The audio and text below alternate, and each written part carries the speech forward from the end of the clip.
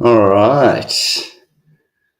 Thank you for joining. My name is Woody. This is WoodenSpoonData. Today we're going to be watching my beloved St Kilda play against Port Adelaide, and hopefully it's a good result. Hopefully it is not one that is going to make me pull my hair out. I have got a cheeky little drink on the side here. Um, and um,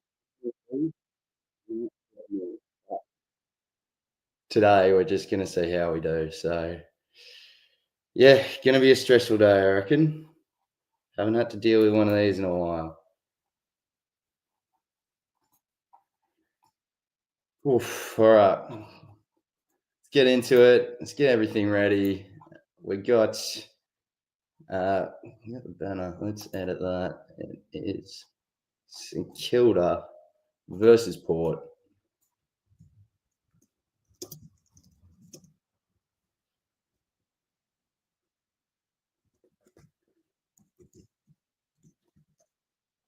All right. We're in Moorabbin. We're at RSEA Park. Hopefully, we just see St Kilda know their home ground and get a good win today. It's been a couple months now since we've had to deal with this, and yeah, it's going to be hopefully a good one. All right, we have got a little bit too much of that side stuff showing. All right, there we go. Now,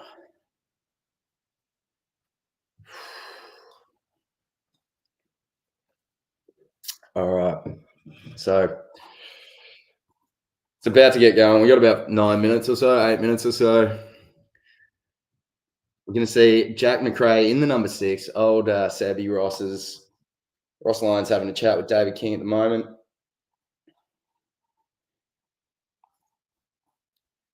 Chatting a little bit about last week's match. So it seems like it's mostly can we see St Kilda do the same, put on another reasonable display against a strong midfield. And then from there, how does our defence hold up without battle? It looks like Isaac Keeler is pushing for a round 1 selection. We've also got what's his name? We've got Boxall in here as well. Looks like we might not have Travali. I've got to double check actually who's playing this match. So let's look at the team lineups. I'll actually share that with you guys as well. So we'll share screen and go AFL, and there we go. So we got the team lineups here. Yeah, okay. So Hunter Clark not quite made it here. Good chance he does make the side. We've got Toby Travalia, Isaac Keeler, Hugh Boxall. Max Heath is one to keep an eye on. Max Heath, rather, is one to keep an eye on. Same with Angus McLennan. If you haven't got Hugo Garcia and you're playing super coach, things like that, you might have already lost. So go get him in your side. He's pretty cheap. It's worth a look. Otherwise, number 1 for points against last year for last 2 years. Combined points for bottom 3, which is fairly similar to the numbers that I've got in a lot of my predictions. Saints just haven't quite got it done, at least forward of the ball. It really comes down to that centre. Can they get it there and get it forward a bit more effectively? Because when they move forward, it's often been off the rebound, and that's kind of where it's just not always worked. You can't win a game consistently from the rebound. So you got to start winning the contest. We're going to get into it in about 5 minutes now. We're just watching the warm-ups still. We've got Ken Hinkley discussing. He's discussing Zach Butters here. He's gone for up to 6 weeks, maybe a little bit longer, a little bit shorter. But it's a shame. We've also seen that Bont is gone too, which is not great news. St Kilda is playing Western Bulldogs in round 6. So as a St Kilda fan, I'm kind of hoping they keep him under wool, that sort of thing. Don't rush him back, and we get a game without having to deal with Bontempelli. That'd be great. Jack Pocious is on screen, kicked goal. He's going to be quite important this year without Charlie Dixon. But to be honest with you, Charlie was pretty injured a lot of the time last couple of years, not putting out his best results. So, look, I could honestly see Lukosius getting similar numbers from the last few years. You'd want better, though. So, hopefully, he starts to warm up to the role properly, makes a good sort of two-prong attack with Georgiades. I believe Marshall's already down injured for potentially a long time for this year. So yeah, it's going to be important that those two stand up. Otherwise, for St Kilda, we've got Wilkie in the back line. Obviously, Cordy's joining him as Howard is out. Howard would probably be in over Wilkie. And then it looks like Isaac Keeler has started to firm up a little bit in that third tall role. We've got Joe Berry on the screen at the moment. I am a little bit behind you guys. I think it's about 20 or 30 seconds. So he might have left at the moment. Joe Richards as well. So they've really shored up the forward sort of small roles at Port, something that they needed to do this offseason. So it'll be good to see what happens out of them. St Kilda is a bit weak in the defensive smalls role. Obviously, a lot of run out of halfback. Locking down, not as great. Be good to see what Stocker and I believe Webster both should be in today. And Liam O'Connell as well. Angus McLennan will be doing. It doesn't look like we have got. We've got Stocker, and it doesn't look like we've got Webster in today. Interesting decision there. I'm not particularly hating on that. I'd like to see what O'Connell can keep doing. Hasty will be interesting. Whether McLennan rather can kind of hold down a spot will be also a bit of a discussion longer term. St Kilda's posing as one of the bigger sides for the sort of fantasy leagues, Supercoach leagues. A lot of players to keep an eye on in today's match. Again, I've mentioned Hugo Garcia. He's probably F5, F6. And I think he should be in pretty much everybody's teams. I've got him rated as getting about an 83 this coming year, at least in Supercoach. I'm not sure what that translates to exactly in fantasy. I probably could figure it out. But yeah, at the moment, that's what I know. It's about 83 or so for Hugo in Supercoach. So I'd be getting him in. He looks like he could be at least a long hold. But otherwise, we're getting into probably the last ad break. So get super ready, I suppose. I was going to say super coach. Get ready. We've get ready to get KO on. It is just ads. They're singing Sweet Caroline, all that. But we're nearly there. The Saints fan, my heart is racing. Racing. It wasn't like this last week. Port's kind of just our bogey team in a lot of ways. They're good at just completely unraveling our plans. So for me, it'll come down to, is St Kilda actually starting to turn a corner? Because last week, that centre clearance efforts, the stoppage efforts in general were pretty good. If Hugh Boxall and Hugo Garcia can kind of keep stepping up, we're in for a treat, at least as a Saints fan. But what, about 2 minutes to go? Probably the last ad break here. Get your drinks, get whatever you need ready, get settled in. And yeah, we're going to watch this game. Whew. You know what? I forgot one thing. I need to go grab my phone. I'll let you guys enjoy the background for 1 second.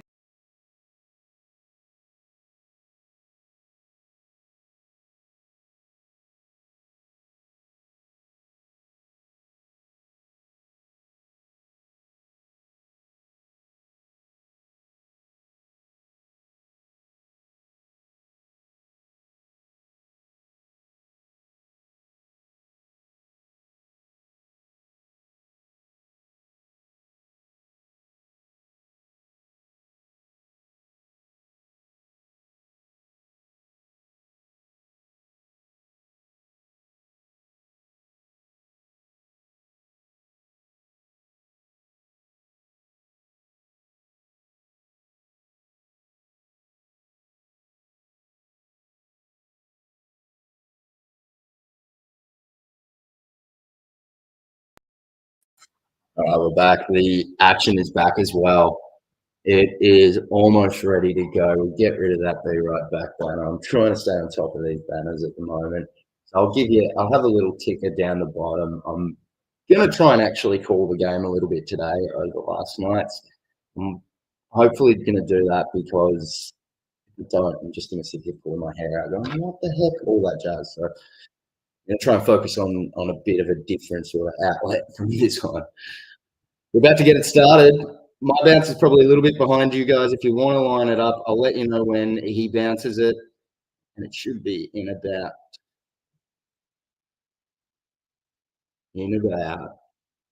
3, 2, 1. Here you go.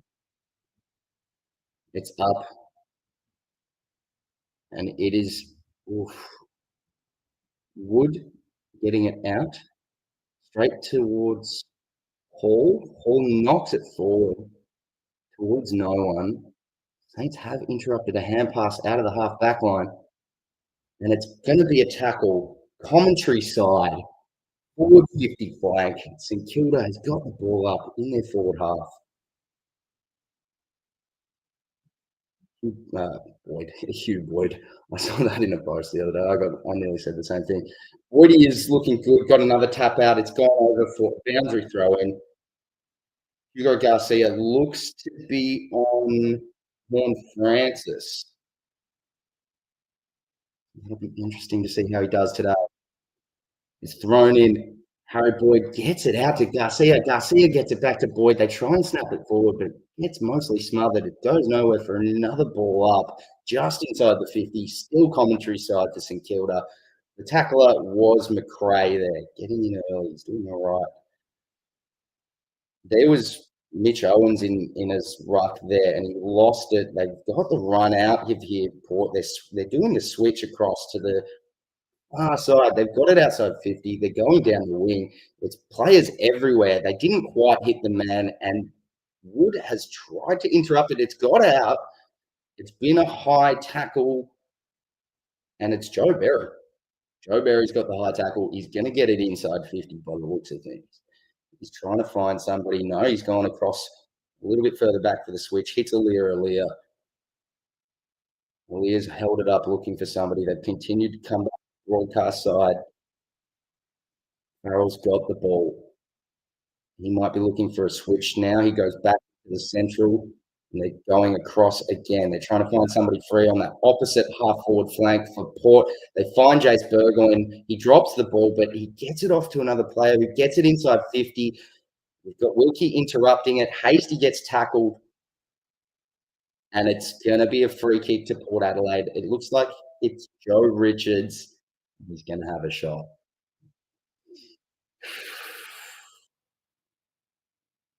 Two minutes in, first quarter, no scores yet. We will probably get something from this. So I'm going to see what we get out of it. Where's the pointer go? He's walking it in. Really confident run in.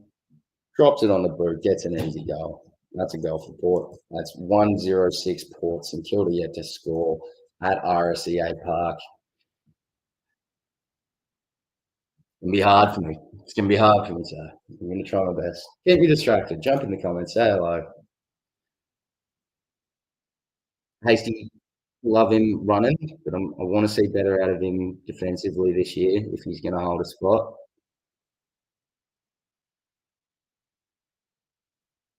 Yep. So the commentary side's essentially talking about how there wasn't really much prior. If it's not a perfect tackle as well, it's play on. So it's kind of a bit of a strip from the hands. Joe didn't really get him down. Could have maybe let that go. Norris would have suggested that. It's going to be bounce again. Harry Boyd's in there. He gets it out straight to Hugo Garcia. But Garcia gets tackled. It gets off to Willem Drew. Drew bombs it into half forward flank, and St Kilda's got a mark through Burns on the half back flank. He's looking for somebody central and wing side. He's found somebody a little bit further inside. Brad Hill goes back over to running. He goes back to running Burns. Burns gets it off to Miller goes too tight across the boundary. He's done that a couple of times last week and this week. I'd like him to not quite take that shot all the time. Port gets it. They're going back inside to their defensive 50. Alia's helping the swap. It's broadcast side, defensive halfback flank for Port. They're trying to swap it back into the centre again. Very short chip. They've created pressure. It's not turned out terribly, but St Kilda's managed to get it back. McRae's got it. Garcia's going to get a shot off, but it is out on the full, sprayed to the left. St Kilda's putting good pressure on. They haven't exactly won the contests, but they're not losing them dramatically. They've always been okay outside of contests. It's looking interesting. Oh, Francis went for a fly. Didn't quite get it. Just bounces off of him. He stays standing really well. He gets the ball back, but gets tackled. He gets free to St Kilda. St Kilda's got the ball on the opposite side wing, and they try to find somebody, but he gets marked by Alia on the far half-back flank. He's going to go back further into the pocket to Jace Alia. Alia's got it. Jace Burgoyne. Burgoyne's got it. And he's got it straight to halfback flank. It's gone over his target. St Kilda's managed to get it through Wanganeen Malera. Malera's found a target up forward on the half-forward flank on the far side. They've gone inside. It's missed the target. Again, gone over the back. And it's been in dispute. Now it's central. Port's got it. They're going far half-forward flank. They're all by themselves. It's Horn Francis. He could take the shot. He could spot it up. He tries to spot it up, and he does to Georgiades. Georgiades gets the mark. They're probably going to get another goal here. This is not the best positioning from St Kilda. I think it was back and forth in that central part of the ground, who was going to win it. But as soon as it got out to Port, Horn Francis was way too far by himself. And if Hugo Garcia is marking him, it just wasn't close enough. Going to need to see some better results from Garcia than that. Georgiades. Oh, it's the post. Just sprays that one.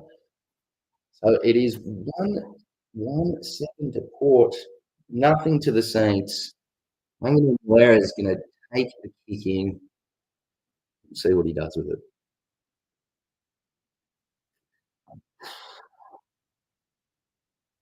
It's called play on. He's found somebody central. It's Wilson. Wilson gives it back to. Oh wow! Gives it back to Wanganeen Malera, who hits McRae in the centre, who hits Wanganeen Malera running past again, who drives it into the half-forward flank. It's a throw-in for St Kilda just inside the 50 on commentary broadcast side. That was really good running from Malera. That's the kind of running that you know him for and love him for. It's amazing. Why he's worth $1 million a year. Why St Kilda hold on to him. Throwing it gets down to Saints. Craig tries to get it free. Hasty gets it out to Woods. Woods gets it into the pocket. And Dan Butler just didn't go for it. Just didn't keep running. That wasn't exactly what you'd expect to see. I thought that was going to hit Butler perfectly, but it's a throw-in right in the broadcast pocket for St Kilda. It comes in, and we've got Kevin Eady in the ruck for the forwards. That wasn't bad. It's not bad. Boxall turns over a free. What's going to go far wing, and it looks like Kane Farrell's off. Sorry, it's Darcy Byrne-Jones. Darcy Byrne-Jones goes into that forward pocket on the far side for Port, and it's a throw-in for Port. Exact opposite side from where the ball was literally 10 seconds ago. Good movement from Port there.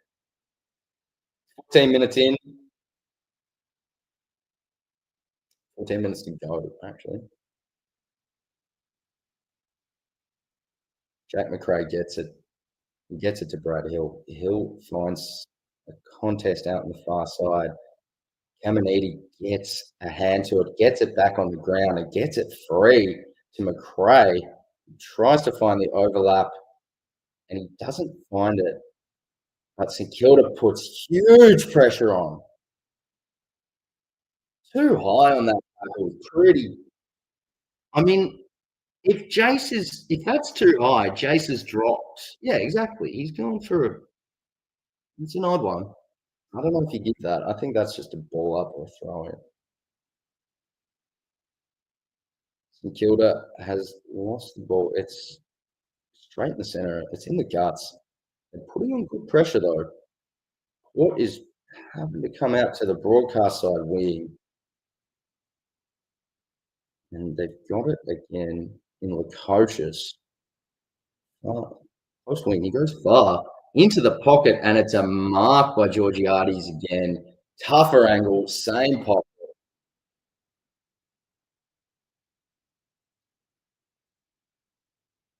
Georgiades is going to take another shot. It's going to be a tough day for St Kilda defensively if we're not managing Georgiades well.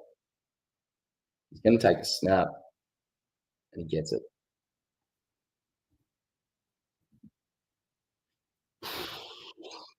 2-1-13. St Kilda still yet to score. Is St Kilda's bogey side. 12 minutes to go in the first. Wasn't terrible positioning. It was a very good kick from Lukosius. The matchup of having Ronnie Burns on him probably wasn't great from Wilkie. He probably got drawn a little bit far away from Georgiades there. Hard to think that Lukosius is going to drop a 65, 70 metre bomb into the pocket, but it is something you need to be aware of. Lukosius is a big kid. If you're in the chat or if you come and watching, jump in the chat, say hello, get me distracted because St Kilda's losing and it's hard, mate. Bounce in the centre. It's Ports. They've got it out. They've ended up in the close swing. Horne-Francis has missed the pass on to Garcia. Garcia gets it to Wanganeen Malera. Wanganeen Malera gets it to the Irishman. Left back flank. Close pocket on the broadcast side. He goes long to the wing. Lear wasn't the best numbers there for St Kilda. He goes short to Horne-Francis. And these very short marks are hurting St Kilda. David King just brought it up. He's bang on. I mean, kicks over 40 metres are retained less than 50% of the time, at least due to some data. And yeah, St Kilda's getting eaten up by the 30-metre kicks. That was a shocker, but good tackle on Horne-Francis. And they wrap it up. Hugh Boxall did well there. If anybody's wondering what I'm drinking, good to have. It's good to watch footy with her. Oh, good tackle. Birdman's gone deep. St Kilda's got the numbers, but it gets to ground where Port does have the numbers. The shot that doesn't get very far, and it's going to be a throw-in the far pocket. Not really the start St Kilda would be hoping for. 10 minutes, 41 seconds to go. It's thrown in.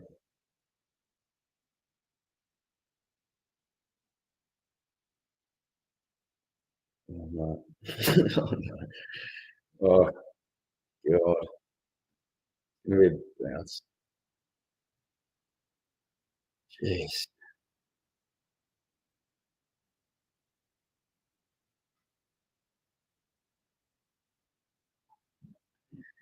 Going through for another point.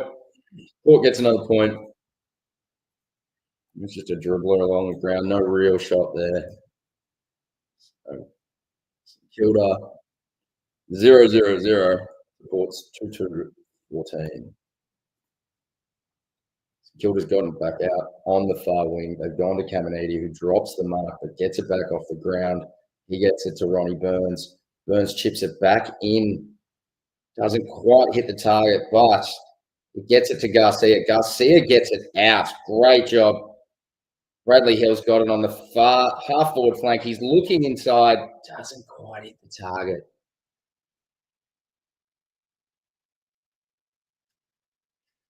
That inside 54 kick from St Kilda is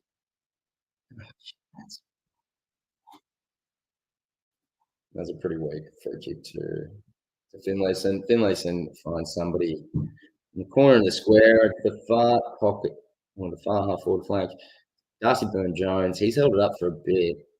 Nobody's running at him yet. It's play on. He goes further into the pocket and finds Jace Burgoyne, who gets a free against from Barat by the looks of it. Is he even playing? Singh goes into the pocket on the far side. No, that must be Cordy. Yeah. All right, let's start looking at some of the stats. Team stats. Port is going to take another shot. Jordan Sweet, I reckon he's going to get the goal by the looks of it. Just check the stats, which let me know in advance, unfortunately, that St Kilda is now down by 20, Port 3-2, 20, and Sweet has gotten a goal on the broadcast for me now. I'll have a quick check at some of the numbers. St Kilda is getting slaughtered in disposal. This is just not what we want to see. I'm going to share the screen, share some of the numbers. 45 to 68. Kicks nearly half. We, got 50-50 ratio kick to hand pass. We're getting inside 50. The kick efficiency inside 50 is just shocking. Like you can't win a match of footy doing that. Look, we should revert to the mean at some point, but that's what's going to kill St Kilda. That's just not good enough. And we hoped that winning the contest, or at least evening out the contest, would do it. We haven't seen a ton of that. We haven't been getting slaughtered, but we haven't seen a ton of it. Just been bounced in the centre again. I sent Mitch Owens in the centre.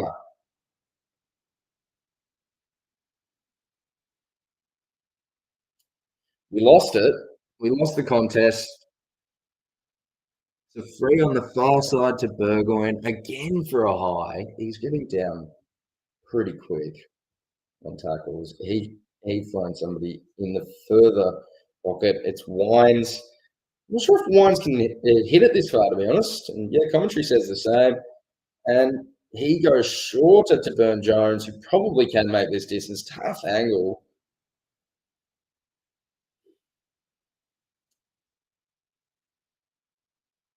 Tough start for St Kilda. Still 7.5 minutes to go.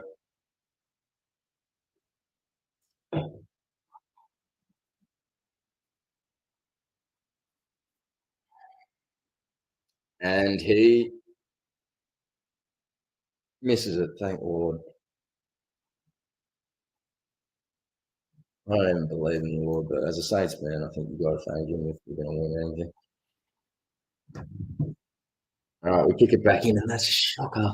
Thankfully, nobody's on him. We go straight down the wing to a one-on-one where Caminiti was getting help, so thankfully we got a free kick. Cameron finds a run past in Ronnie Burns. No, Hasty. Hasty drills it into the half-forward flank, finds a target in Cooper Sharman.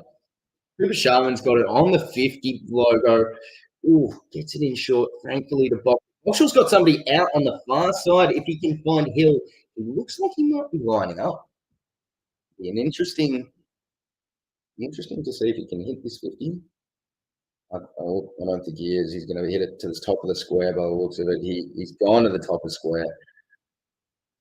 And Port gets it. They're going to bang it back out from Finlayson. He goes into Horn Francis. Horn Francis gets it half-back flank, commentary side. He goes to the centre half-back. It's running. Oh, St Kilda gets a good tackle to stop the inside movement being clean, but it still gets there. The Irishman does a reasonable job. Nobody's manning. It's reasonable smother there.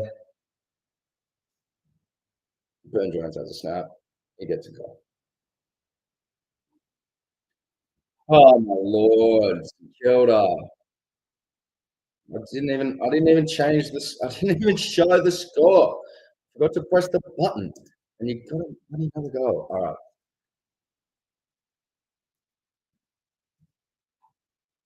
Yeah, St Kilda's not going hard enough at the contest. I mean, Butler could have taken a mark in the pocket a while back, could have snapped it. There was about 3 moments in that where we're either just not close enough to the man or actually don't go for the contest. We're just pulling out. It's not good enough. And like you need a hit. This is a preseason match, I get it, but you gotta put your body on a little bit. You can't let this be a blowout.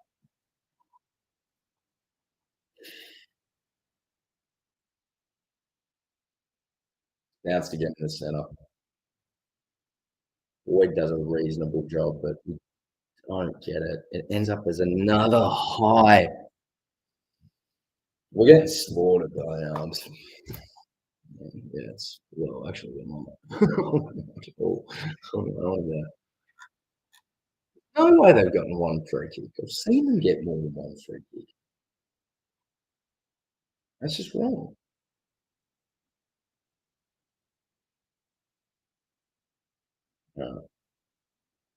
It's into the pocket, in Freo's pocket, Ward's pocket.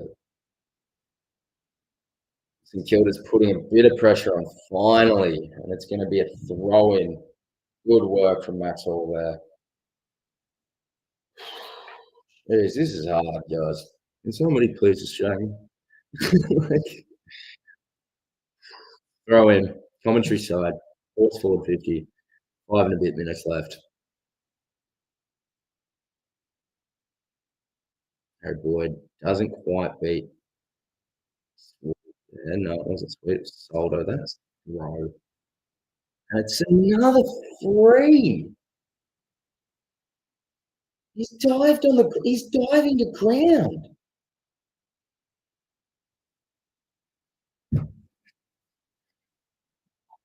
Is it still saying they've only got 1 free? That's ridiculous. Yeah, it's still saying they've only got 1 free. It's saying we've got 9 now. I think the frees might be the wrong way around. Oh. One gets a snap into the pocket. Oh, 4.5 minutes left. It's going to be throwing far pocket for Port. Yeah, so Port's definitely not on 1 free. It says St Kilda's got 9, Port's got 1. I think that's the other way around. I might be wrong, but Port, I can think of at least 4 frees. I don't think I can think of 4 frees to St Kilda. I think the numbers are the wrong way around. Anyway.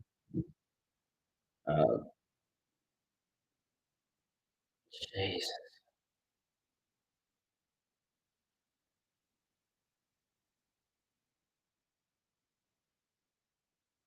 Magane Malera. Whoa, big man. Jeez, throws off the tackler. Kilda gets it out of, and it's on the wing, far side. We're just not able to get it from ground. Not putting pressure outside of the contest enough. They're going to draw it straight back and forward to Rioli, who's by himself.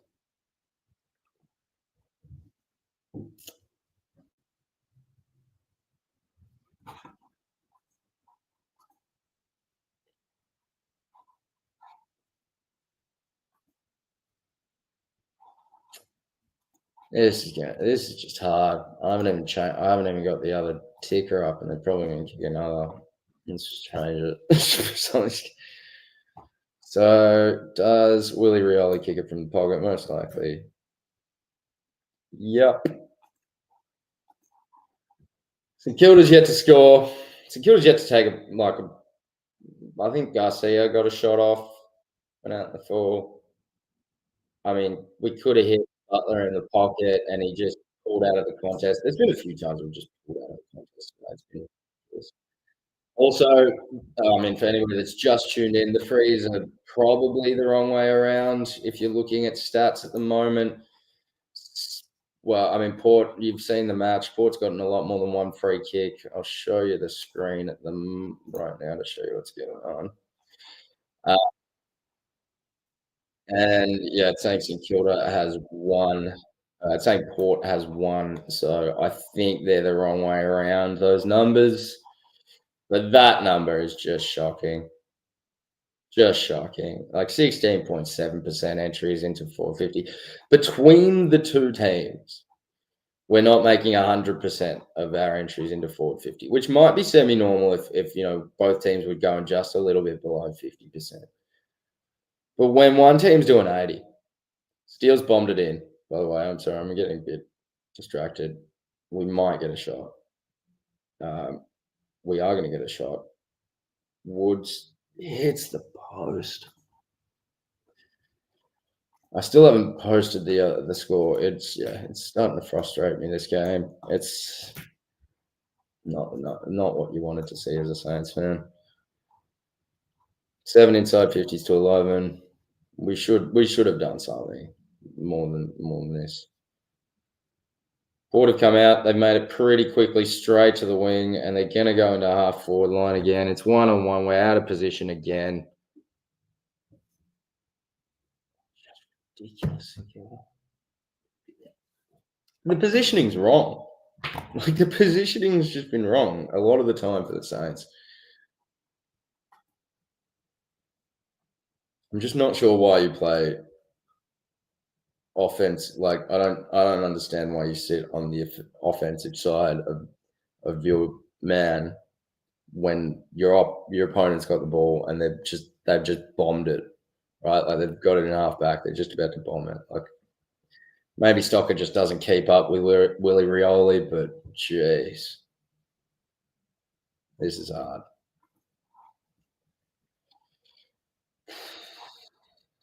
Ed, I feel you. I feel you. Oh, mate. It's like,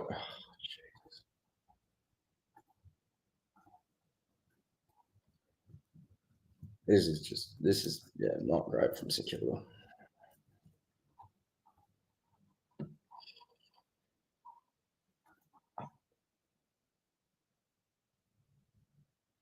Yeah. I mean, they're talking about, if you're going to play run off half back, offensive movements from half back, there's got to be pressure on the ball. And when it's just getting out the back like this all the time.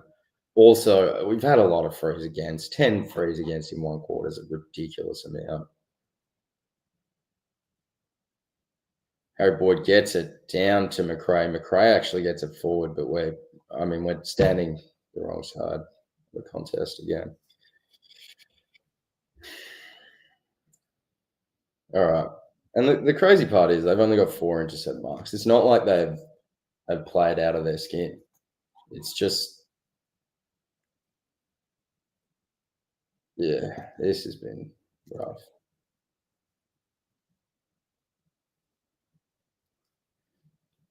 Oh, finally they turned something over off their halfback flank, and St Kilda just does the same again and again.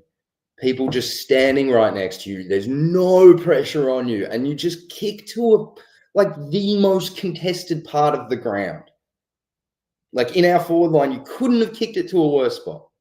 In fact, decision-making process, you couldn't have made a worse decision. You've got 2 people standing right next to you. You're on the 50. You're 5 meters back from the 50, 10 meters back. You chip it 5 meters into the 50 at the most contested spot. St Kilda just, honestly, it's ridiculous. Something just happened. I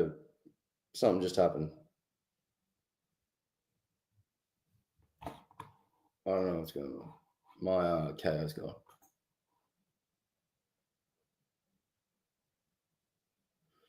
I mean, we got to. Yeah, this is incredibly frustrating. All right, I've got KO back. St Kilda's got a free with 15 seconds left. I'm guessing a free because it would have to be.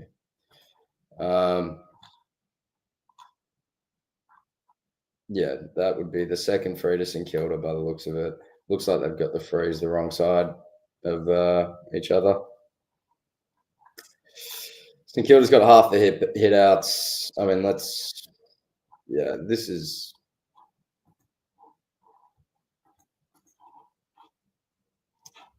Just going to show this comment again. Just one more time. Come in and have a chat. Come commiserate. Make fun of me. That sort of jazz. I don't know. Look, I need something right now. I can't stress how bad the decision making from St Kilda's been, and like the lack of like actually putting yourself in the contest. Just like, I mean, there's time. It's hard, right? Like I mentioned earlier that like a 40-meter kick and beyond has a very bad retention. You're unlikely to just get what you want. Gets turned over more often than not. In terms of where we were, where I just kind of flipped out a little bit. We had a player get the ball, two players either side, four players in front that were in the wrong spots. So we could have run that probably another 5-10 meters before taking the shot, get it right to the 50 line. We didn't. As soon as we got it, despite there being like no pressure apart from what's visual in front of the player, two teammates beside them, he goes for the 15-meter chip, 5 meters into the 50 in the most dangerous spot. The guy that he chips to is literally got a player on like a triangle position of him, and he tries to thread the needle. Like that's the honest to God, the dumbassery that ruins St Kilda. Like if they just thought, and I've said this for years, like St Kilda doesn't think when they get the ball. It's panic, kick it in forward, or like panic, take the first option you see. Like I should be doing this plan, follow the plan, panic, just kick it to the plan. Like there's very little composure and taking the best option. It's so few and far between.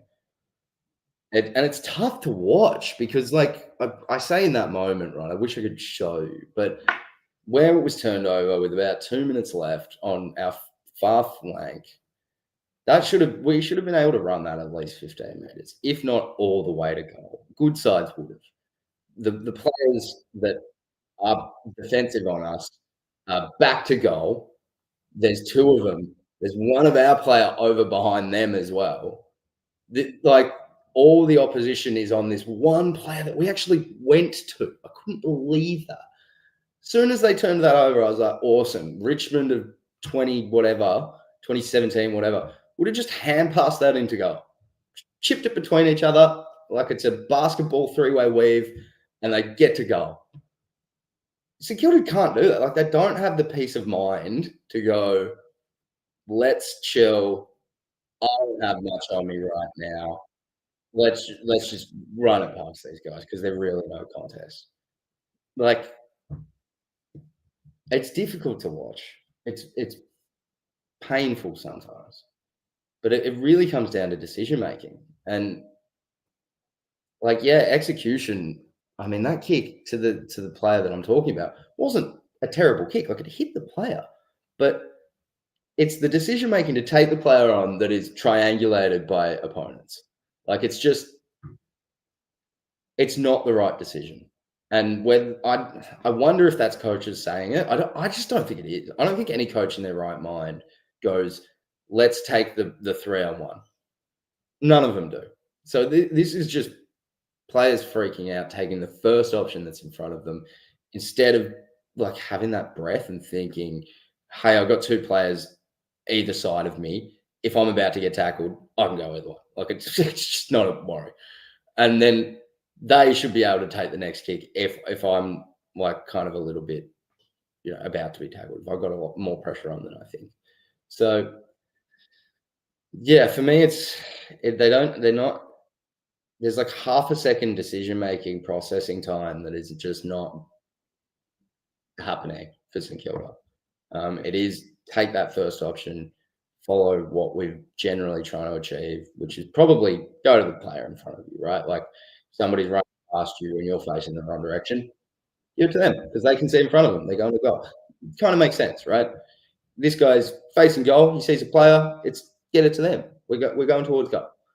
I get the general thought process, but it's it's frustrating when like they're not actually thinking. They're just motionary. Like they're not taking that breath, which I want to see in this quarter.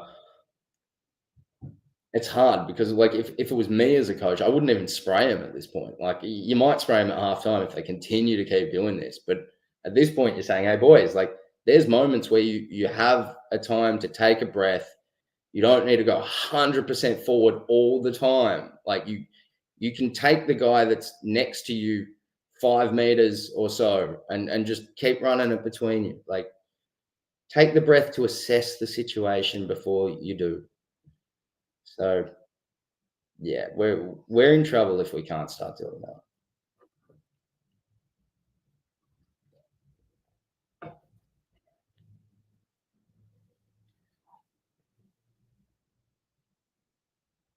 And it's bounced.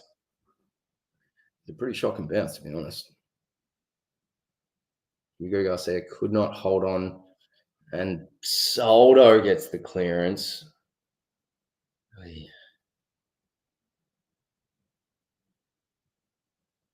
St Kilda on the halfback flank. On the far side, Bradley Hill goes down towards the wing. It is a 2-on-2 situation. Gets spoiled. It ends up down front. And Joe Berry gets it back, gets it to half forward flank on the far side. Porter just running it over the top of us, which is exactly what St Kilda needs to learn to do. Take the person that you can see close and run and don't freak out. You should be able to see a couple options. Just take the easiest one. Take the easiest one.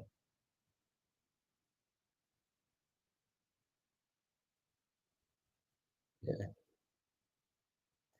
Yeah. Look, I mean, it seems as though it's over the line. It's going to be a throw in far side. They're talking about on the TV that St Kilda just looks to be behind the contest in a lot of ways. I couldn't agree more. So that boundary throw-in is going to go straight towards St Kilda's direction. Yes, it is an oval, but yeah.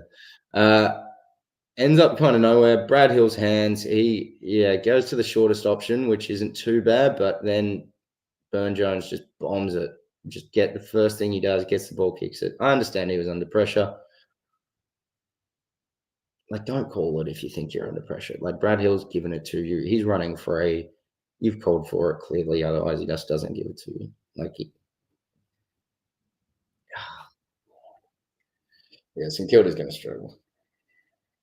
We need a complete change of like the type of attack we're doing. Yeah, okay, good. All right, Wilkie finally finds somebody. No, he doesn't. It goes straight over their head again. We've been shocking with like pass decision making. Wilkie was pretty free there. Like he could have just run. Oh, good tackle. Irishman put something on, which is good. That should be a free.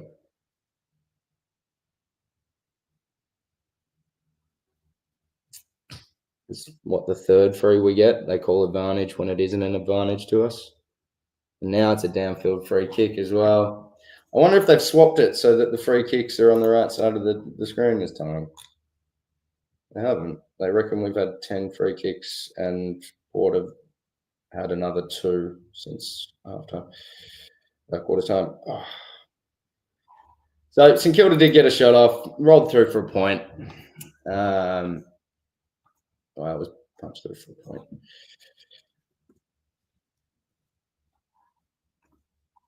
McClelland and Heath played in the VFL earlier today, so they're not playing. There's only 24 for St Kilda in this match. 0-2-2 to 6-3, 39. Port leads. They got it out of their back line fairly simply, and they're just running it. They're on the flank. It's multiple people on one St Kilda player, and they're just going to get it over the top. Yeah. Well, Port goes out to another player that's completely by themselves.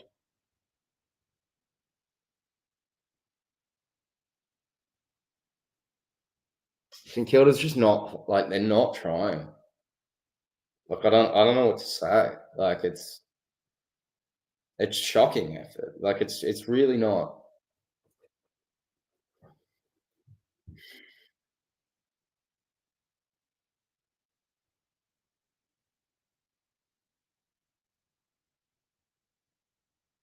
Juan Francis completely misses everything, which is a massive let off for St Kilda. But oh my lord, this is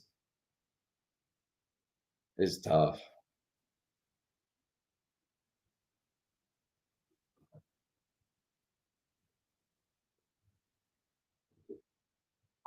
We've gotten it out of our defensive 50 and actually found a player on the wing pretty well in Higgins. Higgins gets it over to McRae. We've kept running. We're at the half forward flank. It's a very long kick to a one-on-one.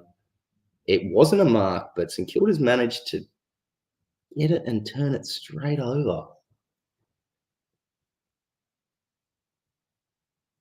Oh, man. Come on, lads.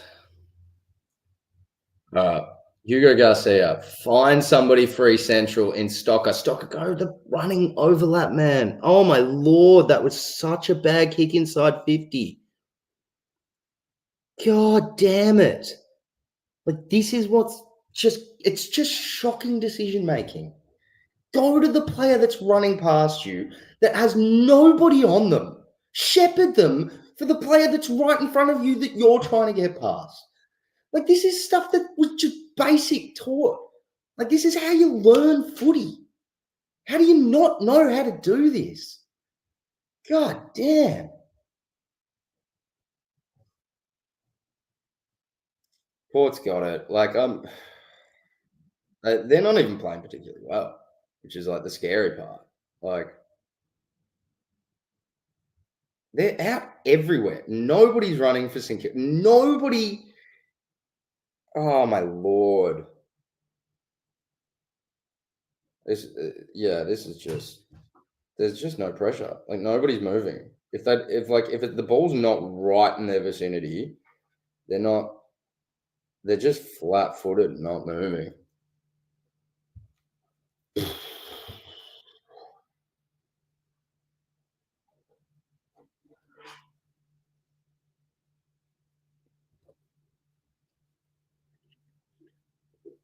This is pretty shocking. Okay, McRae got it out. He's got it back on the wing. Just again, nobody's. How do you hand pass it to yourself? Like we put so little pressure that a dude screwed up, right? Goes for a hand pass over the top. Everybody's just running, and like he's running too. Hand passes. Oh, I missed the player, but it nearly ends up in my hands. Like how? How can you put so little pressure on a player that they nearly get their own hand pass? Like their own errant hand pass. Like it's very difficult right now. I'm gonna be honest, guys. I'm struggling. Like Port's not playing particularly well, and we're getting the boot put on us. Oh, Jesus, just sold it straight to Bogue. To they're not even doing good kicks, Port. Like they're not passing to each other particularly well. Cordy just bombs it to no one. Just no one.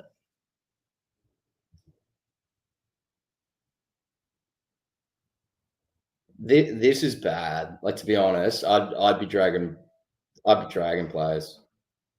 I don't know who. Like it's just that from Cordy was ridiculous. Like that was either just completely missed the target or he just bombed it. Like he just had no intention to hit anybody and just bombed and hoped. It's very lucky that didn't the ump should have probably given that to the opposition. I reckon Cordy might have been going for the line.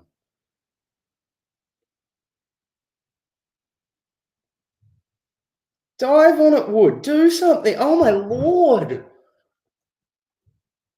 God damn it. They're just standing around doing nothing. So many players putting on next to no pressure. Cordy's stood around 3 different tackle attempts there and just shepherded nothing.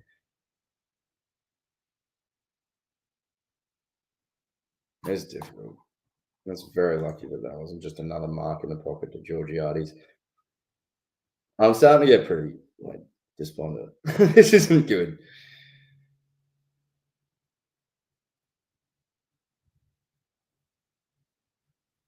Liam O'Connell is looking like he might get a game. He's looking all right.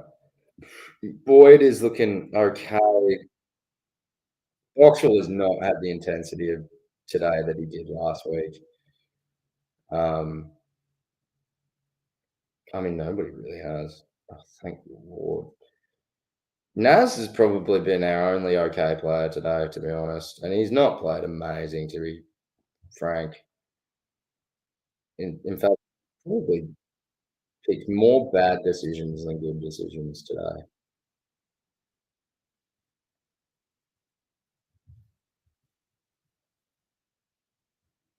Boyd in the centre. Come on, Boyd, find someone.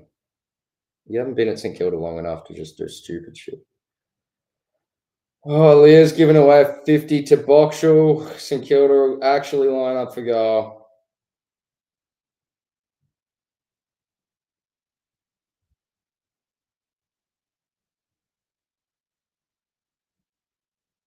That was a pretty bloody week free.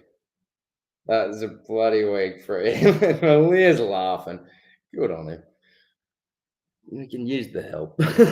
Jesus.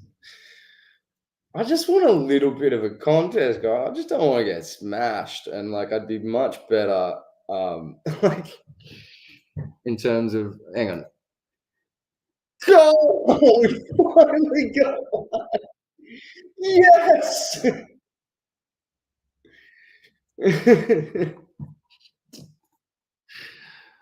Oh Lord. Not like. Oh, that was bad. he just didn't. He just didn't put another leg out. The second he got bumped, he was like, "Nah, that's my opportunity to find the ground, get a 50, and get the boys a goal." Thank the Lord. I was just saying how Hugh Boxall hasn't had the sort of impact he did last match. He decides he's going to go and get us a goal. Good for him. Good for him. This is exactly what we need. Oh Lord, please give us another goal. And McRae's been wrapped up. We've held the contest. This is what St Kilda needs to do. We're playing mind games before when the real season starts. I like this call. I like this call a lot. You know, this is to lull them into that sense of security that hey, we got St Kilda in a few weeks at home. We just smashed them at RSEA Park, and then little do they know, we've already played Adelaide. We went over that. We've done that in round one. We've taken on the option. And you come back, take on board. We've already been there. Not as worried this time. You know, we're just playing mind games. You're right. I think you bang on. You know, when we directly give it to the opponent like we did just then, this is to lull them into that false sense of security. They're gonna get another shot. This is hard. This is a hard one, man. Never had to sit here and have a Saints game plan and have the potential for my reaction being judged. So this is tough. What's the banner? Hang on, we're gonna have to change this. They're gonna get some sort of score. What's he get? That looks like a goal. That looks like a goal. That's a goal. Yeah. All right. 7-3, 45 to 128. St Kilda is down at home, RSEA Park. There's still 10 minutes 30 in the second quarter alone. Look, it's not game over. Like, we're not playing. Port aren't playing good enough to call this game over yet.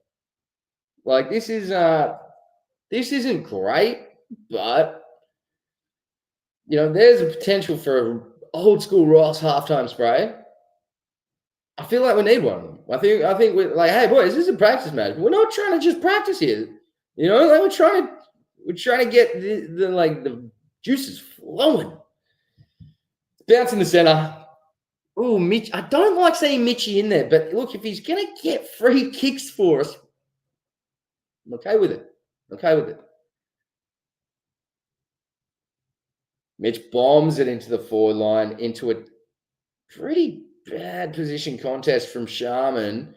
Aaliyah drops it. It ends up to Hugo Garcia giving it a snap, but that was smothered. St Kilda is in a reasonable position. They try to get it out.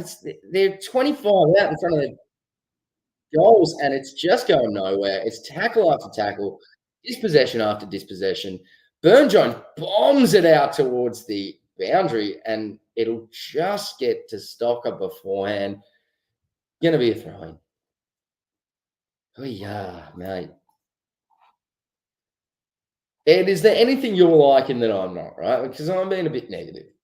And I feel like I need something positive. Because there's been not loving Mitchy in the ruck. Really don't love that. It's going to be a jump ball. Mitchy's going to take on Sweet again.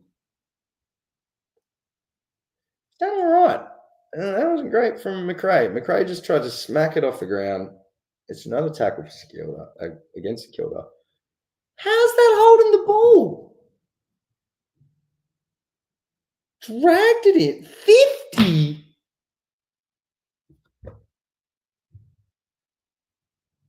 I got to calm down. I got to chill out. It's a preseason match. Doesn't mean anywhere near as much as it means to me. Right? So.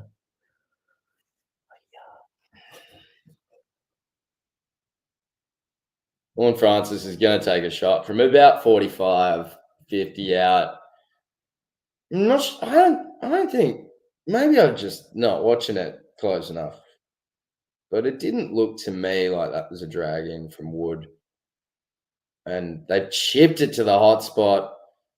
It's not a mark. It's ended up in the pocket for a throw in. Stocker gets the tackle on Richards by the looks of it. Maybe not. Maybe Evans. I don't remember my Ports players too well. Yeah, I don't get it, man. Like, Port's just our bogey. Like, absolutely our bogey. I would have thought playing at home, why did he jump there? Why did Wood jump there when taking possession? That was very odd. Saints get it out.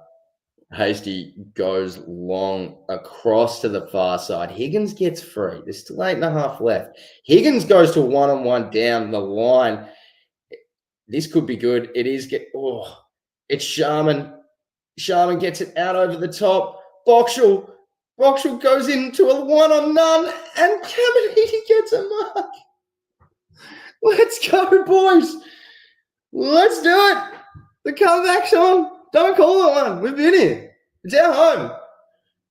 Oh, jeez. Come on. Let me pull down the banner. This could be a different number. I'm praying. I'm praying. Come on, come on, come on. The Caminiti. And he doesn't do great. No, he doesn't do great. Okay, that's not the number I was going to put there. 139 to 7-3, 45. Kilda Trails. I think about 6 or 7 minutes left in the second quarter. 7.5 minutes left. And Port going short to the far pocket on their kick in.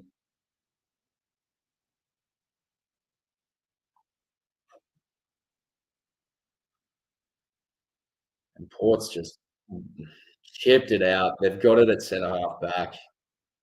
They're going to go long by the looks of things, or at least go for a run. Gone for the run. They found somebody pretty much bang on in the centre. Horn Francis, no, Lukosius gets around, drills it in past Wilkie.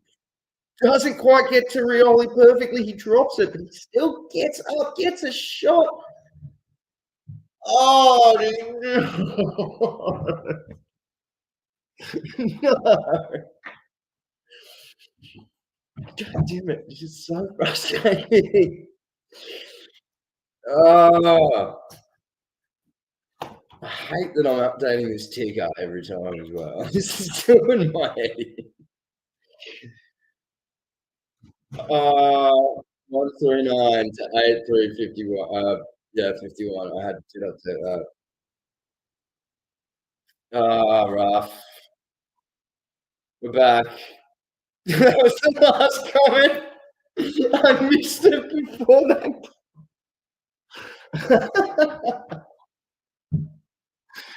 Oh, brother. It's just. Oh, man. This is just how life is as a Saints fan, isn't it? You know? They're back in the centre. The bounce goes. There's 7 minutes left. Harry Boyd tries to get it out of the centre. Hugo's trying to get it off the ground. It's a few Saints players doing their best here, but it's another jump ball. Oh. We're back. Oh, sweet. Got the clear. How many of their ruckmen are going to get 7 clearances against us? Oh, that's another.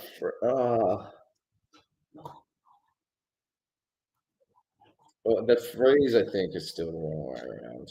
Yeah, it's 13 to 7. It's still the wrong way around. St Kilda chopped it off. Holy heck. We found no one. That was just a kick to nothing. That was.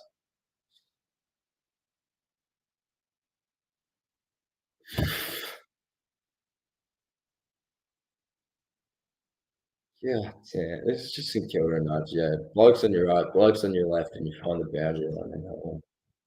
Like, it's just. Oh, that's been our story today. I said trying his best. Well, we have Naz very deep then. Cordy goes and fires it back into Camo, gets it straight through his hands. Camo needs to work on his hands. He needs to get some of the sticko, the grippo. Singh goes down the line to Wilkie, and it's a against again. This is absurd.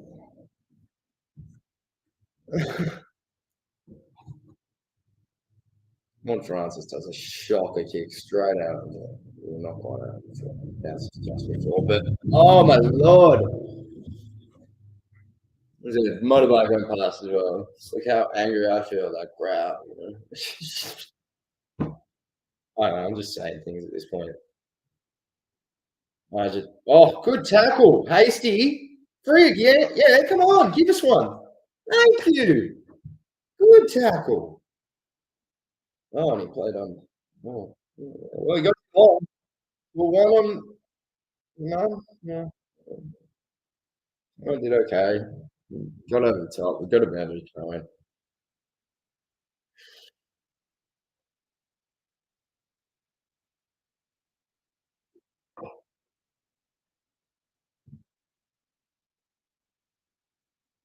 Hammer's in the rock.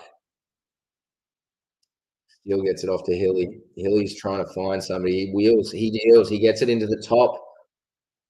Owens tries to get a tackle on Jace Burgon, but somehow they've got it out to a very uncontested Finlayson. He gets it cut off. Boxall manages to get it back, and a snap off to Butler that looks to be out of the maybe a point. What's a point?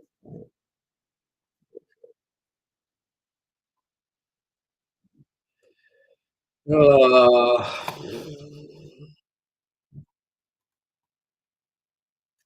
4 minutes, 30 odd left. Port's not been playing well. This is the kind of worry. I was out in the full. Oh, okay. St Kilda could go in. Port's flooding it back. We're doing nothing. And we go into the hot spot. Hammer tries to put a contest in. It does get to ground, but it's just ended up straight into the hands, and he finds somebody just from where we kicked it in. So Georgiades has got the ball.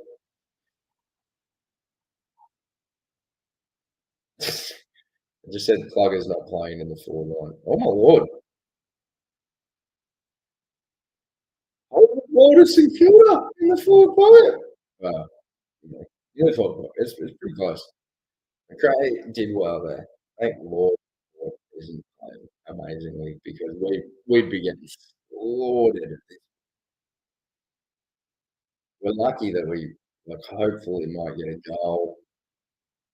We might maybe get one more before half. If we can go in about 30 points down at half time, that's honestly not a bad job. Oh, Jesus. Out in the full. Not even like the near side, far side. Far side out in the full.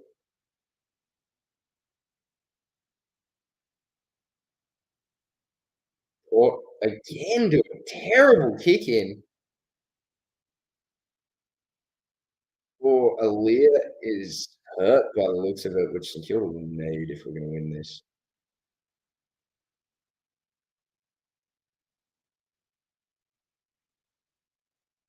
Aaliyah's getting up pretty slow. I don't wish him any harm, but yeah, he took a big. Ooh, he got tunneled by Finlayson. Ends up not a great landing for your kind of shoulder, back, hip, even. Kilda's starting to put a little bit of pressure on, but we're not very clean on ground. Like our ground ball gets are pretty shocking, particularly hard ball gets. Yeah, Aaliyah's coming off. Probably going to end the half early. They might even be doing a concussion test. Oh no, he's waved him off, so he's going to stay on. All right, St Kilda's gotten the ball out of his throwing. Don't. Yeah, that's got to be in danger.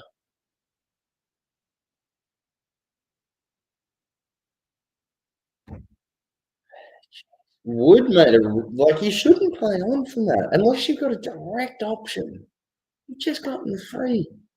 You got somebody about a metre or so away from you that's trying to smother you.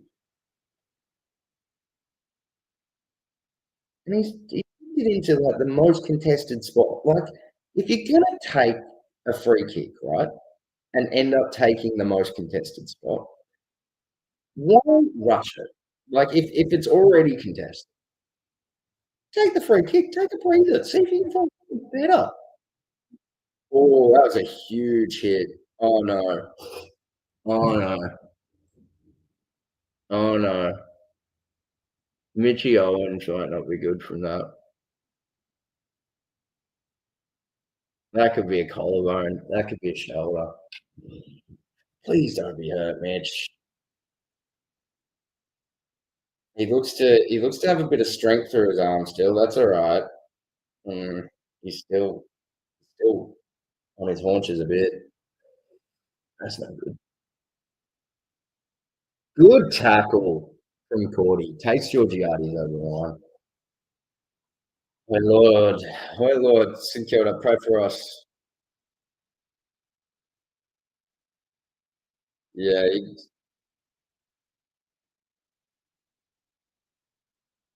yeah. That 50? No. Oh,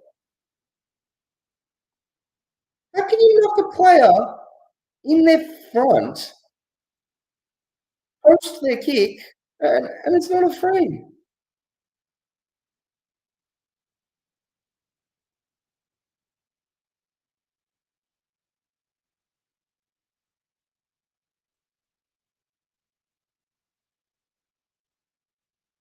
Hammer puts on some good pressure.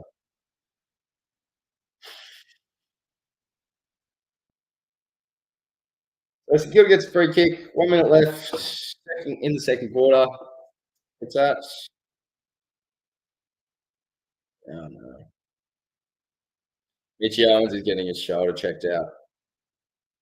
Oh yeah, that's like backside of your shoulder. That's dislocatable. That's not good. And it's another chance for St Kilda. 45 seconds left in the second quarter. We've been peppering it in, but they're just not getting anything out of it. We go to the hotspot again and again. Gets marked by Finlayson.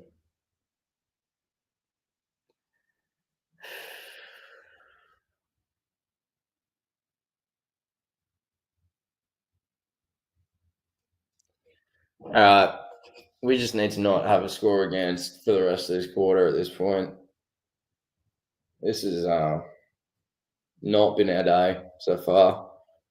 Mitchy potentially is injured, which is really shocking news. It's not great. This isn't great. Finlayson's looking like a beast at like centre half back, full back sort of thing as well. Just not getting marks in the full in the forward line.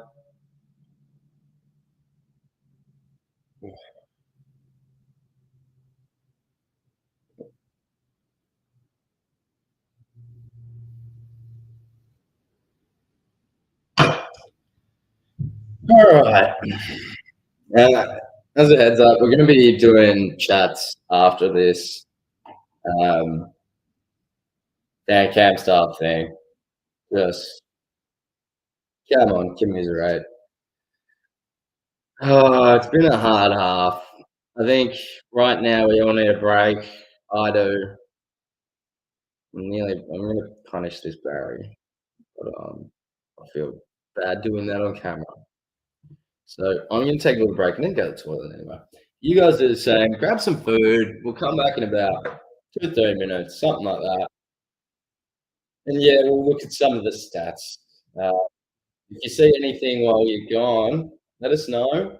Interested? I'm not going to have too much of a look. One thing I noted throughout the broadcast was that the freeze for and against was the wrong way around, particularly early. I think they've probably leveled out either way to a degree by now. And yeah, they've leveled out. So it's 15 to 11 now, so we can't really complain too much. Look, St. Chance, go get a drink, take a breather.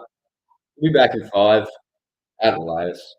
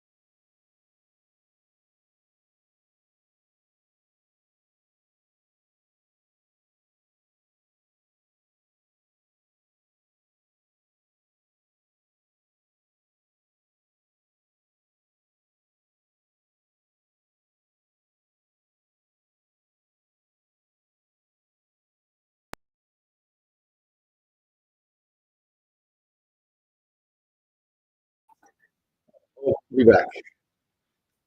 We've got Toby here as well with some of his Toby treats. Toby loves his Toby treats. He does. We're going to get rid of this beer right back. Hopefully he's in. There you go. It's Toby. That's Toby. He's a good boy. Good boy. And he loves his little treats. So we can give him a treat. We're going to go over some of the stats. See what's going to stand out. Personally, I think it's not going to be great. I think it would have been pretty obvious from the get-go. I also can't hear anything, which is odd. Oh. Bizarre. Okay. So let's have a look at the stats. I'll show the page. So you guys can follow along with what I'm saying. And then, yeah, we're back at that sort of, that's the number that worries us the most. That's just not really good enough. Handballs were just getting destroyed. I mean, the overall disposals are just worrying. They've just controlled the footy, and we've barely had anything but just vomit out of their possession. We've been destroyed in the hit out, which is unfortunately something I would have wanted to see from Boyd. If we go to player stats as well, I'm going to check clearances. We've got Jack Steele there, but we're getting smashed by Ivan Soldo, which is hard. Mitchie's got 2, which I want to see him in there. I want to see him in the guts. I understand he might be hurt now, but we need to do something. Honestly, I haven't loved the game of Wood so far. 6 disposals. He feels like he's done a couple of things here and there, but he took a play on that I didn't love. Naz has been pretty good all over sort of the park so far. 1 kick out on the full, which wasn't great, but otherwise not too bad. Yeah, Jordan Sweet again has kind of destroyed us a little bit. In terms of disposals, we're just getting slaughtered. Like, it is bad. Yeah, I mean, Jack Steele's at 9. Hugo Garcia's had the same amount of it. It's not good, guys. This isn't what we want to see. Contested possession-wise, we are getting smashed. Uncontested, we're getting smashed, which is meant to be a strength of ours. I did bring this up with Jake from Saints TV, essentially saying, hey, like, I feel like our outside players don't really do enough in a lot of regards. And, yeah, that ends up being fairly evident in this match. Turnovers are fairly equal, but honestly, neither team's doing great in that regard. General possession and all those numbers favour Port. Last 10 minutes, yeah, we kind of leveled it up. Marks is just ridiculously, like, we haven't had a contested mark. Holy heck. We haven't had 1 contested mark? Hey, that's not good. Otherwise, yeah, scoring is like sort of same bounces 1%. I mean, 1% is a kind of somewhat nothing stat in some regards. Yeah, it's not looking great, guys. I'm not happy with what we've seen so far. Doesn't bode well. I'm hoping we get a proper Ross line spray, an old school one. And yeah, maybe we see some differences. There'll be a nice light coming in through there. We're going to just make sure we can see the Saints line. So give me a sec.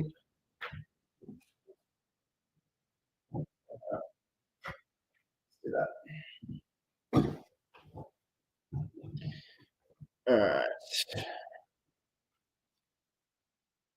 Yeah, been a worrying sort of match so far. Yeah, I don't know. Jump in, say, like, might even do something. Maybe if there's like, what can we do? Gridley. Is that still around?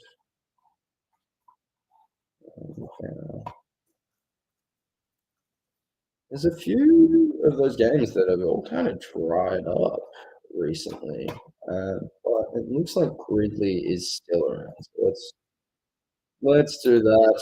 Share screen for Footy Grid and share, and then what have we got today? Hawthorn, Rising Star Nom, Showdown winner.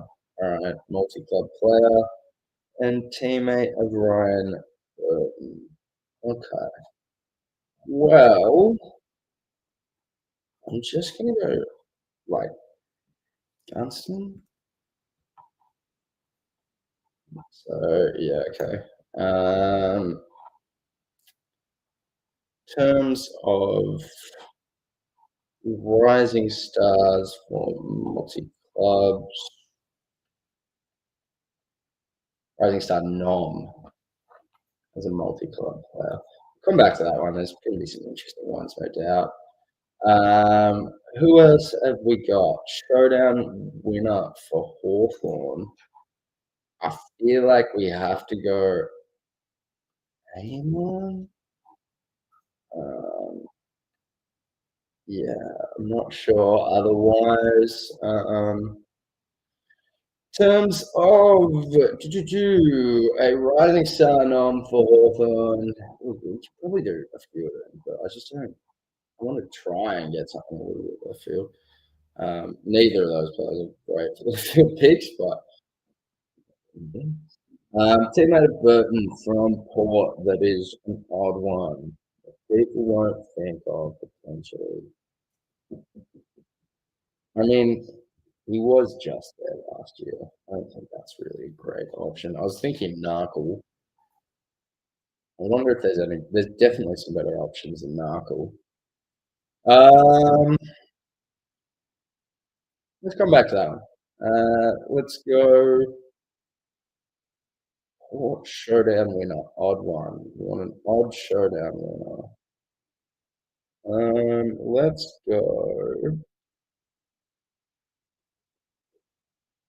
Look, who's an old player that played before? I'm trying to think, like back in the day.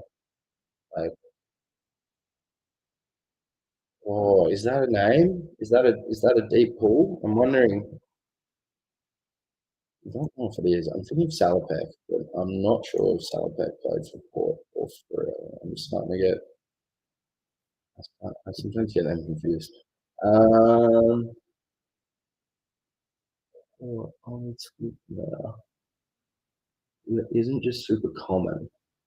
I can think of quite a few common old school players.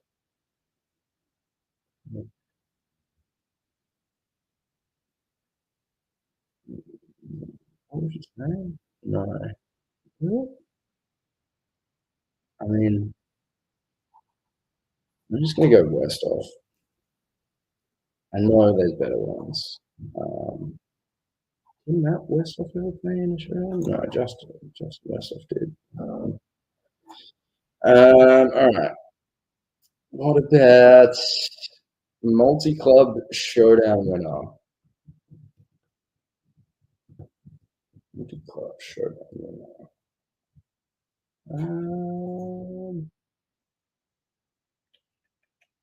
Help me out, chat. Come on. There's a couple of you there. Let's try and get some results. Also, chuck a like in the things. It does help if you can do that. Otherwise, let's think of these multi-club players. Multi-club teammate of Brian Burton and showdown winner multi-club. There's a few, like obviously like Dawson or something, but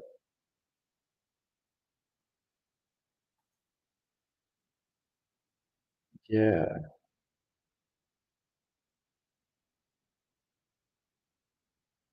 Let's go.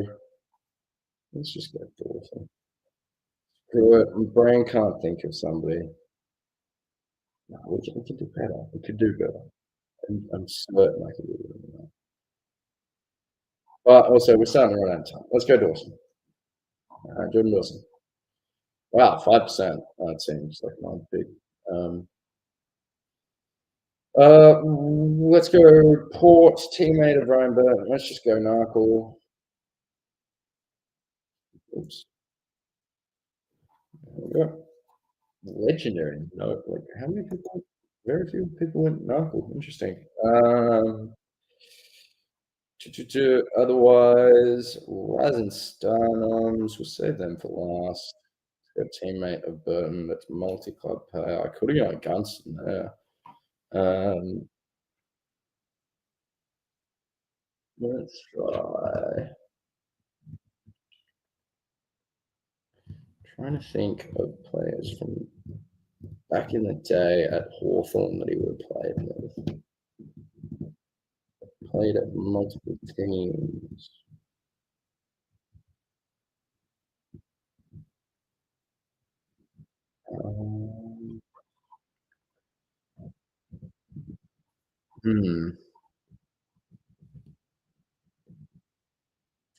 It's like a deep pool to try and find somebody else. I really should have gone Gunston there.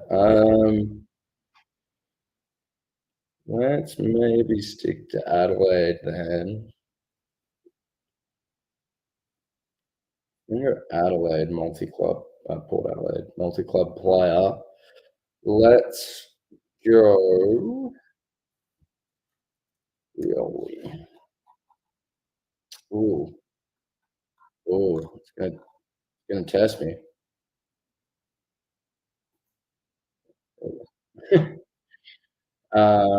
And then Rising Star noms. So I mean, Jason Horn Francis could go for either of them. For Hawthorn, like there's a few. Let's go Hodgie. Get out of the way.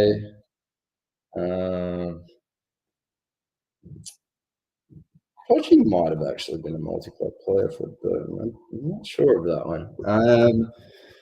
Let's go Rising Star nom for Port. Let's just go on Francis.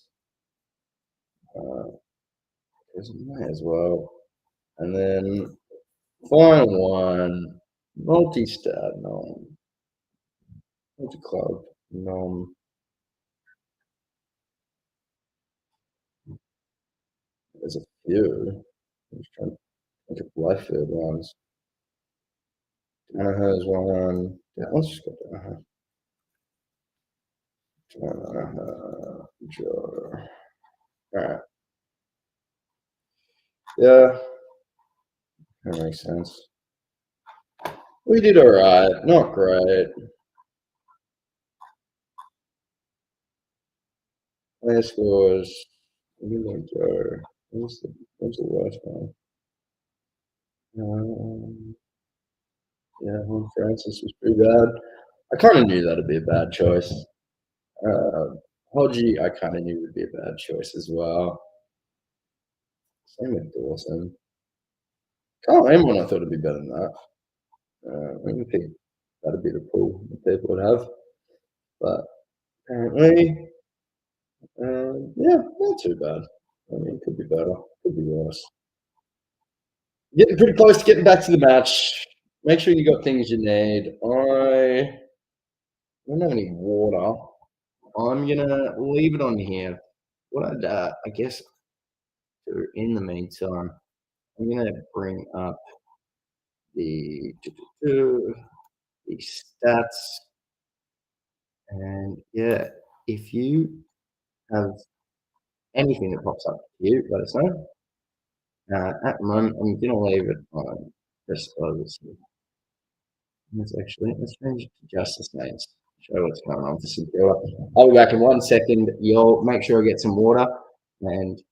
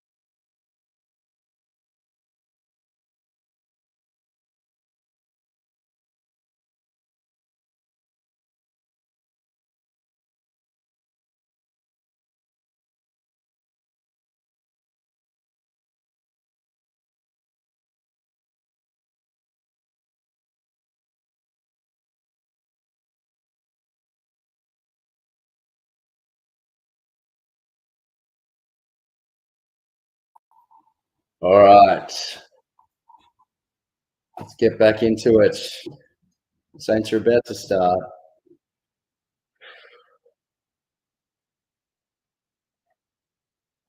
Let's see if we can switch it up. Looks like Mitchie might be hurt. I think they're going to assess him from what I understand. I think I heard that just before we left. The ball's about to bounce in case we are on different times. We most likely are. And it's just bounced. We lose the contest, but we have got Malera in the guts. It gets it out to McRae, but it was a turnover straight away. Sin does similarly, and Hasty gets the ball, tries to spot somebody very thin thread the needle style, doesn't quite get it done. It ends up back in the centre for Port. They're going to slam it in again to Sin, and big jump, big grab from Georgiades. Not the start we wanted to see from the Saints.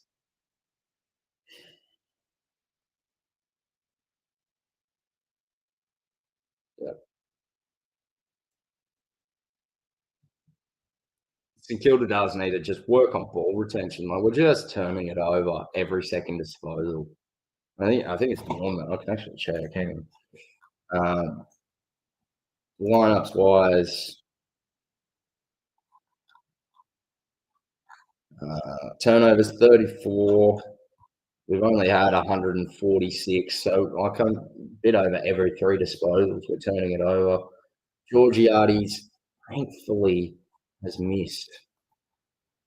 So I'm going to change. Willie Rioli's done.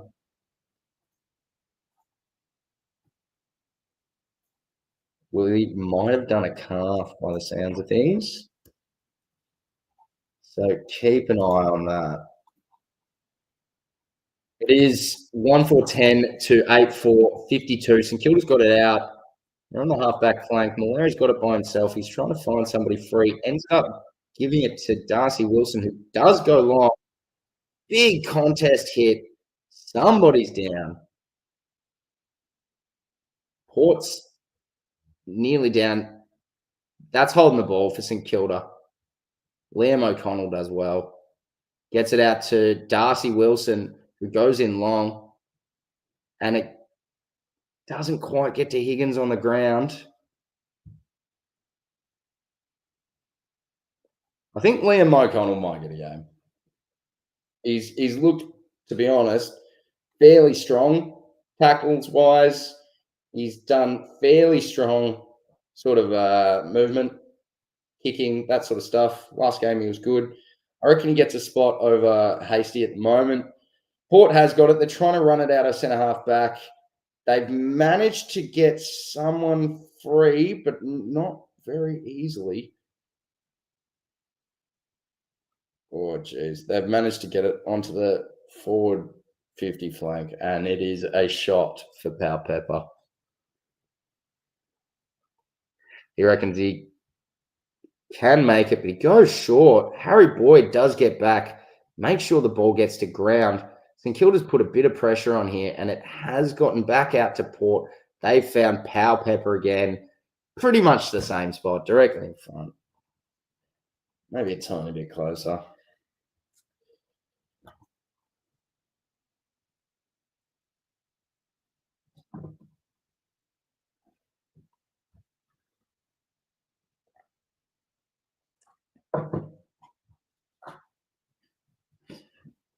Yeah, St Kilda's essentially just been making terrible decision making the whole day. That's pretty much what commentary said. I've been saying similar, and it's gonna be a goal.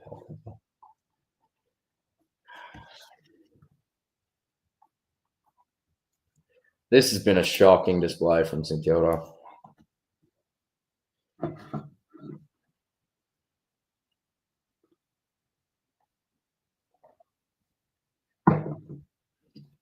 It's just the long nothingness passes from St Kilda. They're just so bad.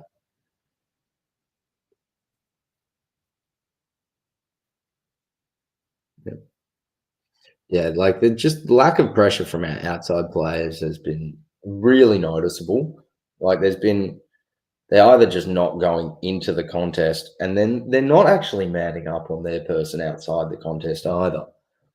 So, I mean, we're kind of, if we lose the contest, we're not in position to defend, which we've been shocking at winning contests for years now. It's kind of ridiculous to think we'd start winning them all of a sudden. So, yeah. That being said, we did win this one, and we've gotten probably the first contested mark of the game. Shocking kick. Woods is just playing pretty shocking. Yeah, that first kick from Mason Wood was just shocking. And then the second kick was also pretty bad. Like you put it into a pretty bad spot. Like if you just look at it, but he didn't.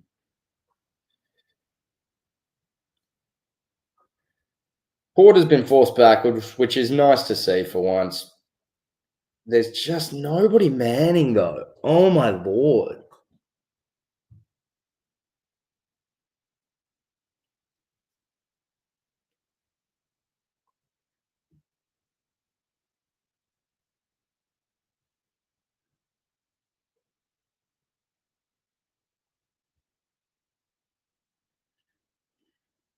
Oh, thank God. Port was going through corridor from the switch. They turned it over. St Kilda's got a one-on-one, and Caminiti's actually going to get a mark. Just go for a count. Oh, my Lord. All right. Max Hall was inside. He found Max Hall. He's a bit closer, a bit straighter. I probably trust Max Hall a little bit more to kick the goal. We have this as the current score, but we might have to change that in a second. It'd be good to get the second goal for St Kilda. Can we get it? Come on, Max Hill. Show us why you should be in the side. He gets the goal.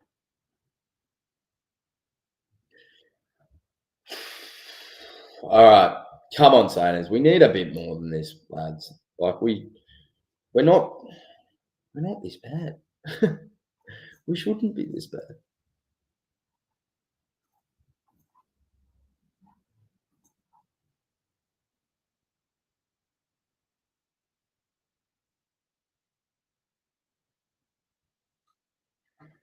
So Wangani Malera was in the centre for a little bit there. It looks like he's not going to be in the centre anymore. It seems like it's going to be a bit of a playoff between Boxall and Hall for who plays in round one. But yeah, we'll see. That's not good. Boxall's in the guts again. Oh no. They nearly got it straight out. Boxall does a fair effort to get it to Ronnie Burns, who gets it back to Boxall, who gets it back to Burns. He finds Boyd, who bombs it forward. Too strong, Logan Evans. Gets the mark one-on-one. He goes out to the far side wing. We've got Pau Pepper trying to find somebody centre half forward. It goes over his target's head. It ends up in St Kilda's hands. We've got Bradley Hill at the half-back flank. He spots up. I keep going to say Seb Ross. It is not Seb Ross. It is now Jackson McRae. That is right. McRae goes out to Steele on the far side wing. Steele holds it up. Not something I hate if he doesn't just bomb it long to a contest, which he does. And it falls short of that contest and is marked again. Oh, and St Kilda gives away a 50 as well.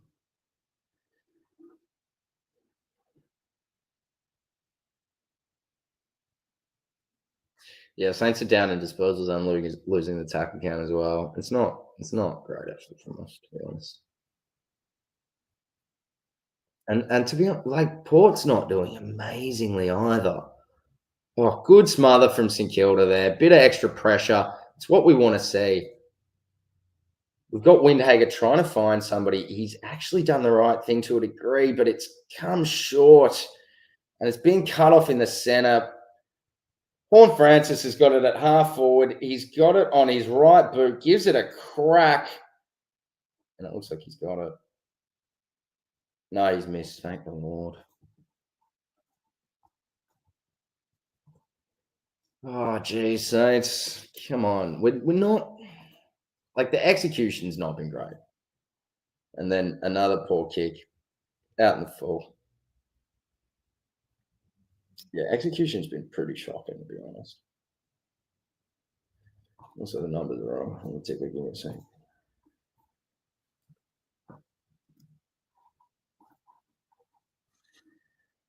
All right. Big mark from Wilkie in the contest. Probably our third contested mark of the day. Goes to O'Connell. O'Connell goes back to the pocket and finds Wilson. We need some more from Wilson today.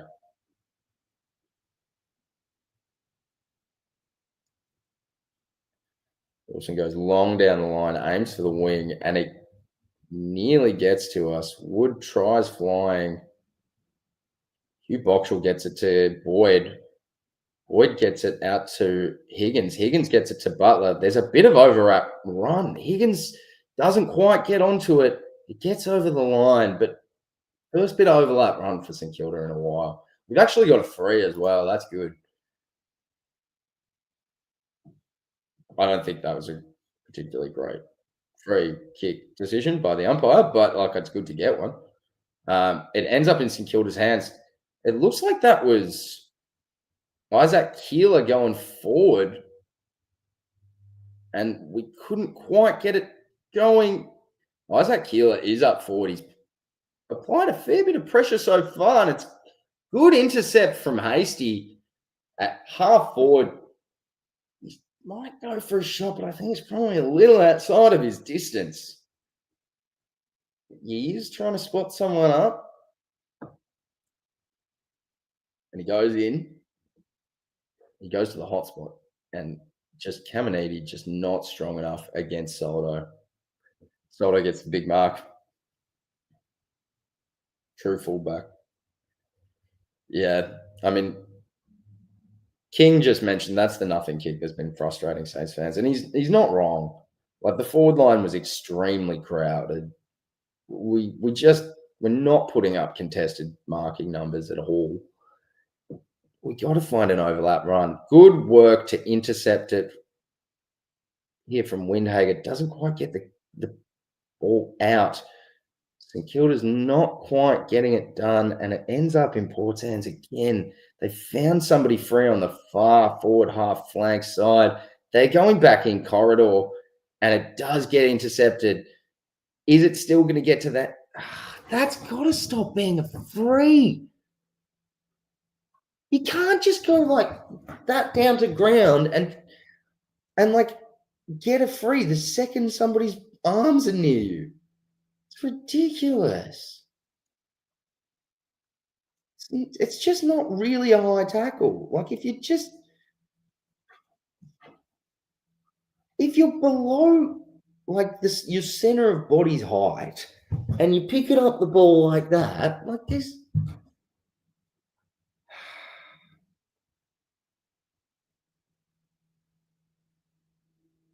If anything for me, it's leading with your head. There's another free. There's another goal. What am I talking about?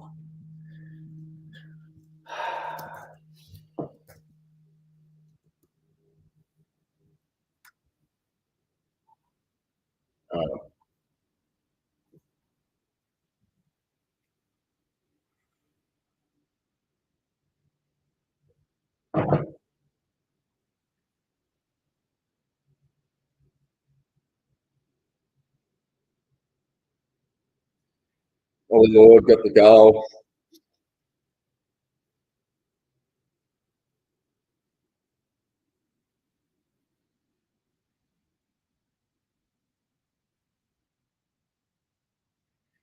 Right, we're about to do another bounce. 9.5 minutes left in the third. Can we win a centre clearance for once? Not with that sort of bounce, we're not. No. Hugo's in the centre. He's not quite had the same results today. He gets a good tackle on Francis and gets the ball out still to a runner. Farrell gets tackled. Surely that's holding the ball. Thank you. Wilson had the speed and has a bit more muscle on him, able to bring him down. Wilson goes across and finds Hill. Hill goes back central. Garcia's there. He takes the mark. Can we find somebody? That's the point. Next 10-meter kick. It ends up in Hill's hands. The kick was too small.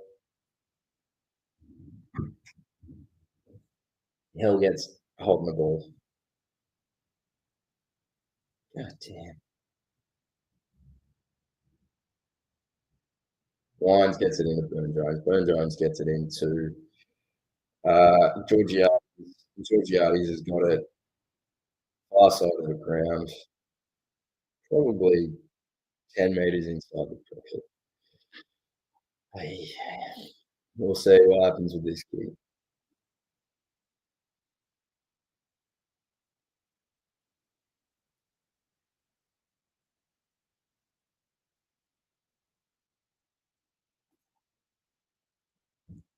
Yeah, Georgiades is lining up.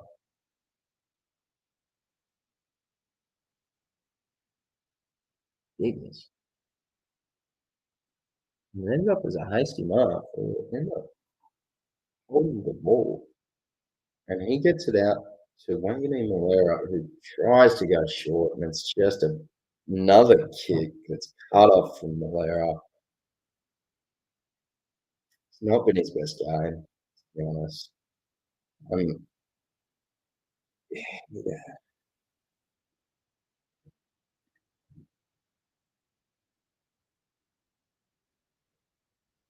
Tough one to watch as a Saints fan.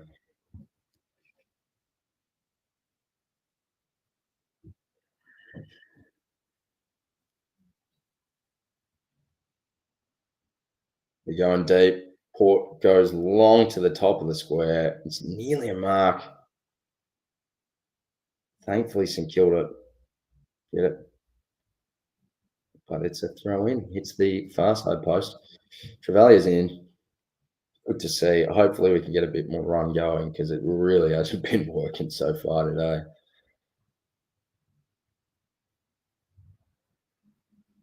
We see Isaac Keeler in the ruck. Gets it off the bench. Kicks a goal.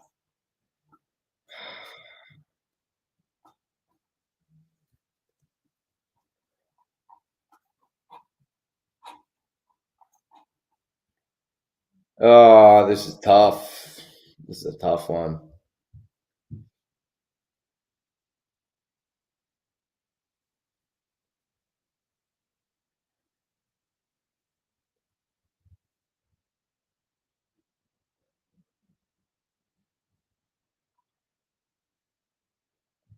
Yeah, so that was on O'Connell.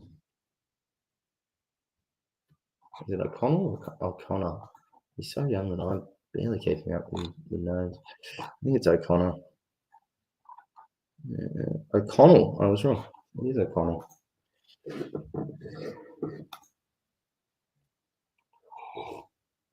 We've got Isaac Keeler in the run. All right. Yeah, give us something. Saints fans are here. We want to see something. Keeler gets it out. Wangani Malera gets taken out of the contest, but Port haven't won it. And St Kilda, if we weren't so sloppy, would have won it. And we have. It ends up in McRae. McRae gets it out. It ends up in. We've got it into our forward line. Holy heck. It's run and carry. We've got a shot here. Oh, Wood, come on. For the love of fuck. Honestly, Wood needs to play so much better. He wasn't playing great when he came back from his injuries last year, but I was kind of like, all right, he took a big hit. That was just take the shot. If there's nothing open, take the shot. Like do the thing that's most likely going to get us goals. You're 30 meters out.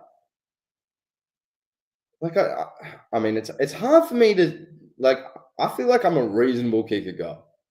I feel like you can put me pretty much right on the angle, right, like you can barely see a sliver in the post, and I'm pretty likely to hit that. I'm not bad at bananas. I'm not bad at a snap, all that sort of thing. So when you see a player that's played fairly good money, um, that just doesn't probably take the right decision. Good work by Boxall. He's gotten it in long. It is a bit frustrating. Good mark. Finally, Caminiti takes a big contested. Oh, you're kidding me. They've given it away, and they've given away a 50. This is ridiculous. Like the umpires have been pretty shocking today. Like there's been a fair few times where I'm like, I don't know what happened there.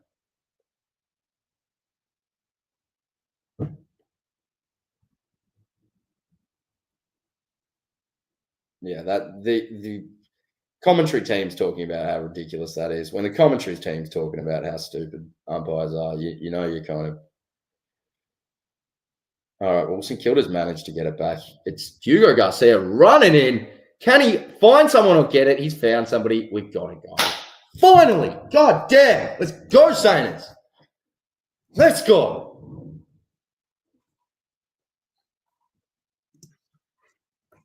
God damn!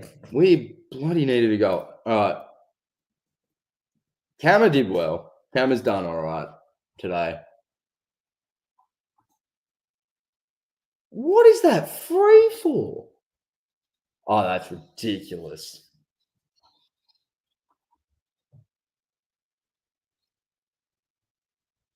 It's still not, yeah. Commentary's still saying after watching that they don't know what the free's for. I don't. I watched it back again. Still don't know what the free's for. Like it's. I can't. This. It's so hard to tell. I don't know which player I'm meant to be looking at. Like normally you see a free in like a couple of bodies, and you're like, oh, okay. Couldn't tell what I was meant to be looking at there. Nothing looked like really, really wrong. We've got Travalia in the guts. How is that holding the ball? Yeah, commentary's with us as well. Oh my god, thank the Lord. I could if they were gonna give us a free against for that, that was gonna make me lose it. I was really gonna lose it. Saints get it out. To nobody. It's a helicopter kick. Evans goes back into the corridor, finds Aaliyah. Aaliyah finds somebody running past. They go long to the opposite half forward flank. And Wilson does intercept it, still gets through his hands. They're corralling the Port players further back, and that's a kick to no one from Berry. St Kilda should mark this and don't. That's a bit frustrating from O'Connell. O'Connell. Well, jeez, it's hard to watch as a Saints fan. There's 350 left. It's about to be thrown in. Forward 50 flank on commentary side. Isaac Keeler's shown a little bit as a right, to be honest. Like, I understand he's very fresh. Oh, nice. Yeah, he's shown a bit as a right. Not the best hand pass out there, but came back and got it in, got out to Wangani Malera, who again hasn't hit the target. I think we need to have a chat, like as Saints fans, about Malera. He is not, and I noticed this a little bit last year. There were games where he was just not really hitting targets, and he was taking, a lot of difficult kicks. Part of me thinks that because we have been talking him up as like a great kicker. I think we need to like chill out a little bit on that. He's definitely not bad, but like his decision making can be off. That is for sure. Al Pepper ends up with a massive snap from about 45 out. Goes across the face, but great.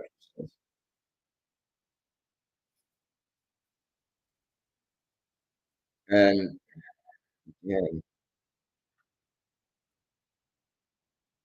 terrible passing and decision making, to be honest. That sort of kick is like a stupid kick.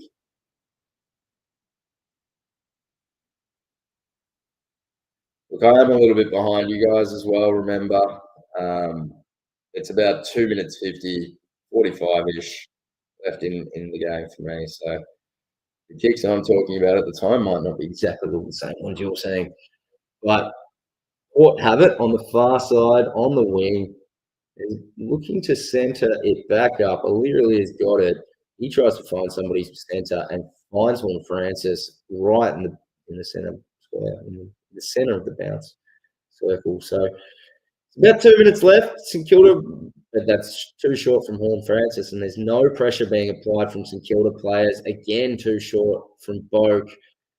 St Kilda needs to start putting pressure on. They're mucking around with it. If we're not going to put pressure on, they're going to get it out. And the Saints put enough pressure on to get it inside 50 from Higgins is by himself, and he should get a bloody goal. Let's go, Saints. Let's go.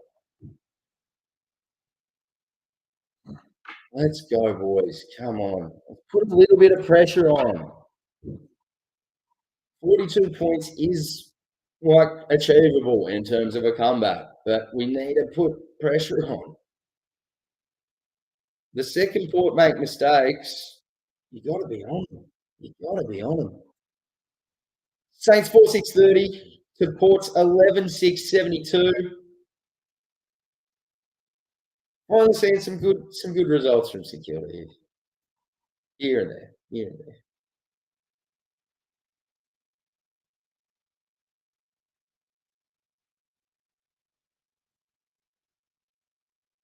All right.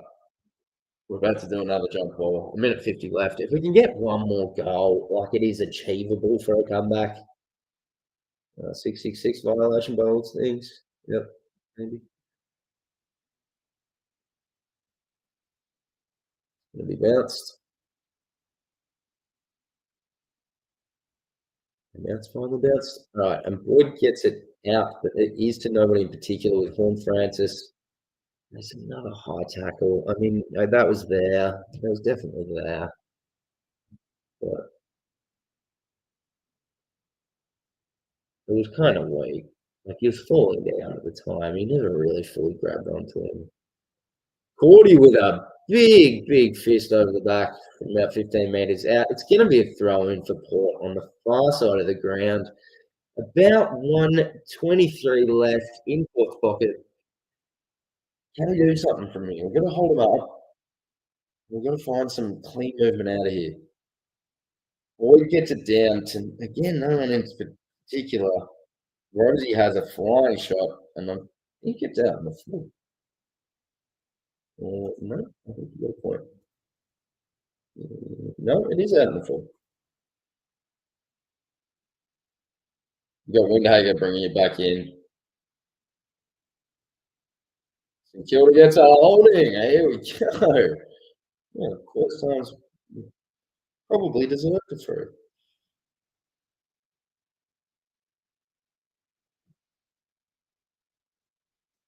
Harry Boyd's looking to find somebody. He goes up the wing to a contest of pretty much only 4 players. We thankfully managed to hold it up with a tackle. 47 seconds left. It's going to be a bounce on the far wing. Hugo Garcia gets it out. It is to a contest. Who are they going to give this free to? St Kilda. We've got 38 seconds. Isaac Keeler might be able to get it in and find somebody. He goes shorter. We are free with that kick. Garcia goes long to the hot spot.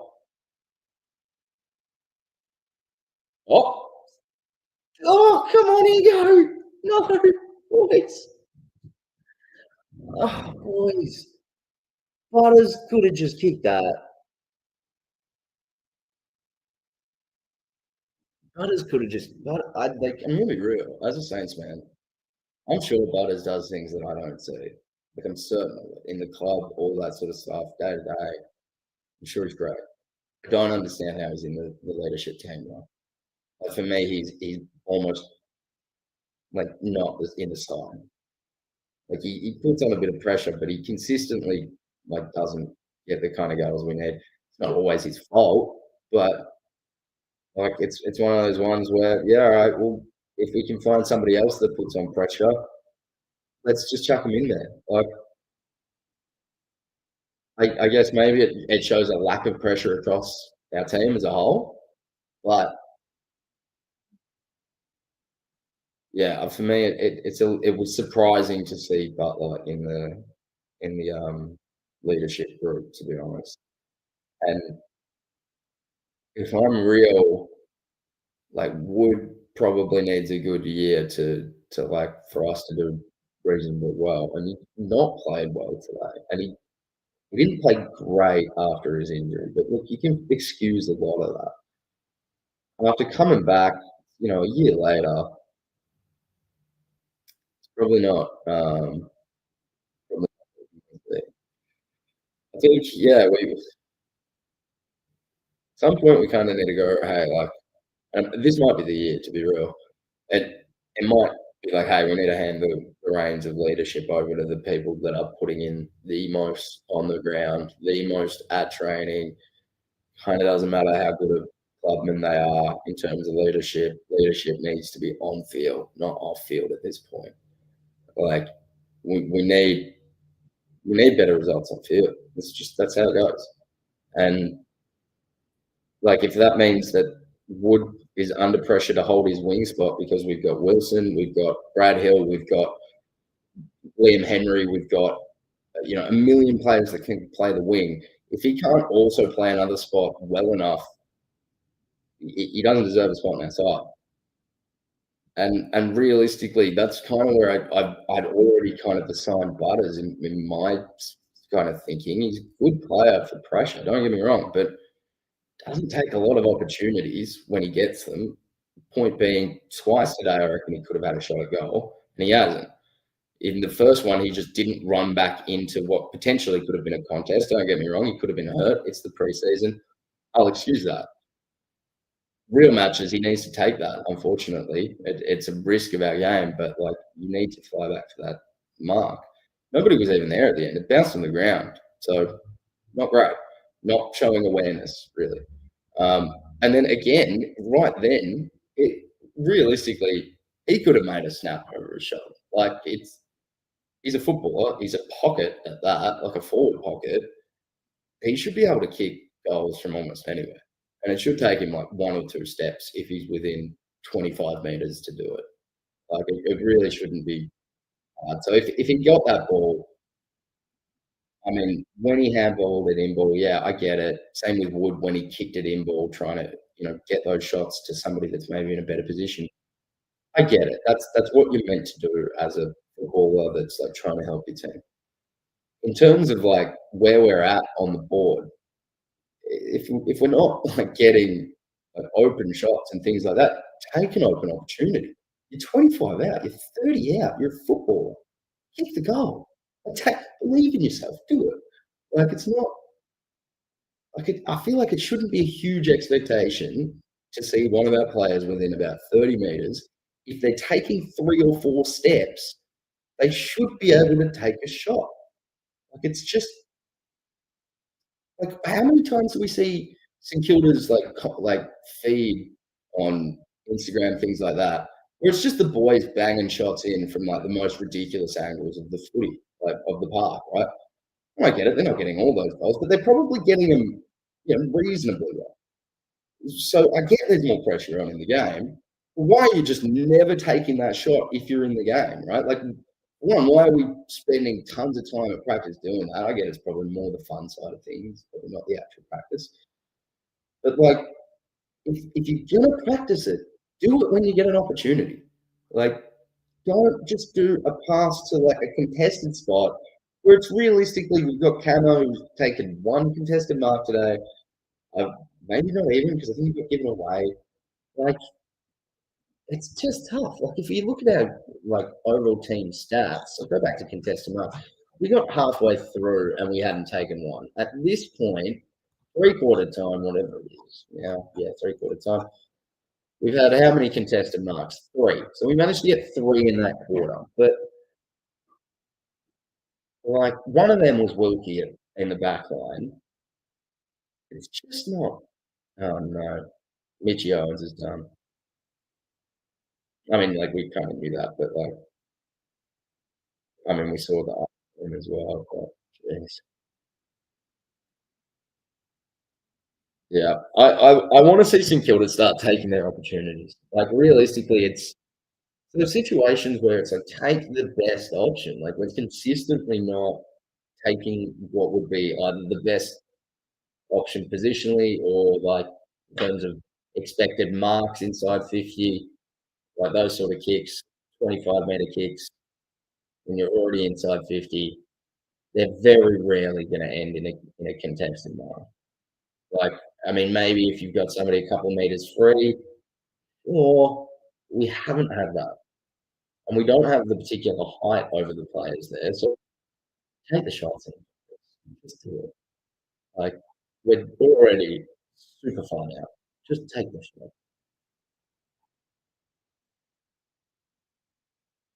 Right, we've got Isaac Keeler at full forward, which is nice to see. He's had a reasonable run of outing so far.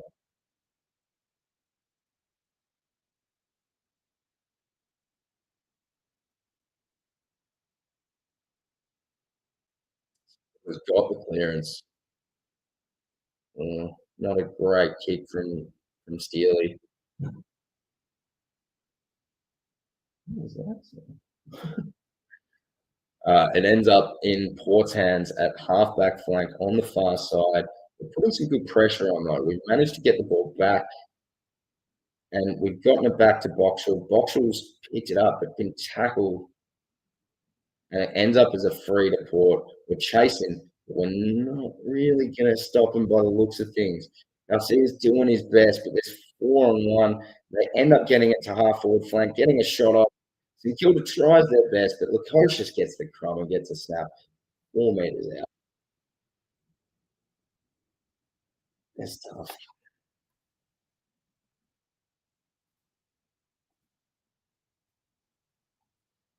Yeah, we're not really defending very well. Yeah, Burns hasn't been running defensively at all today, like at all. I think he maybe thinks he's trying to play Sinclair's role, but Sinclair runs defensively. So,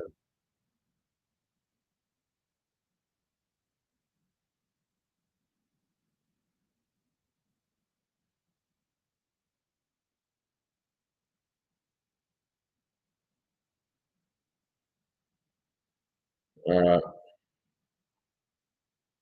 going back to the center.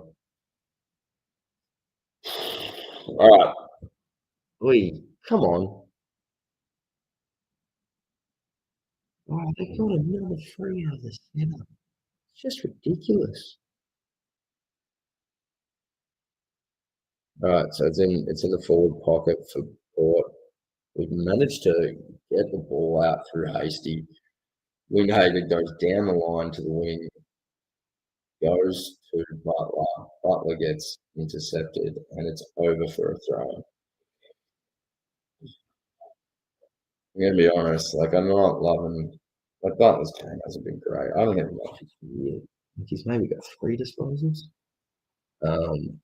Stop sharing. But Saints disposals. Butler's had 7.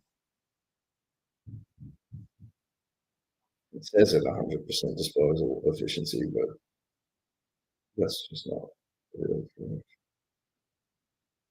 Like, when we went inboard, that was 100% disposal efficiency.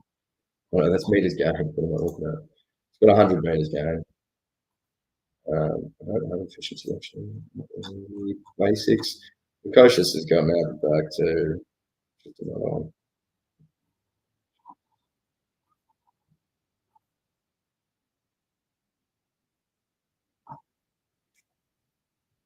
All right. We haven't got long left. 18 minutes. Down by 54.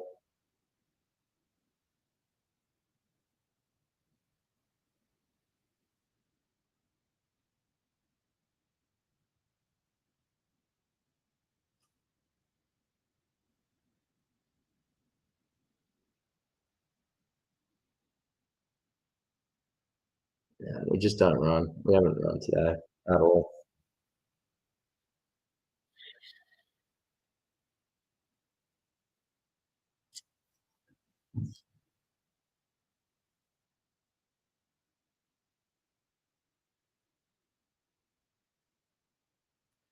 All right. Harry Boyd actually gets a hit out.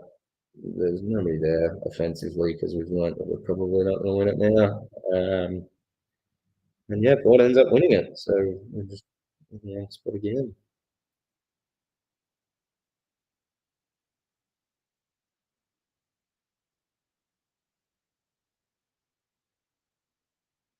Oh, this is tough.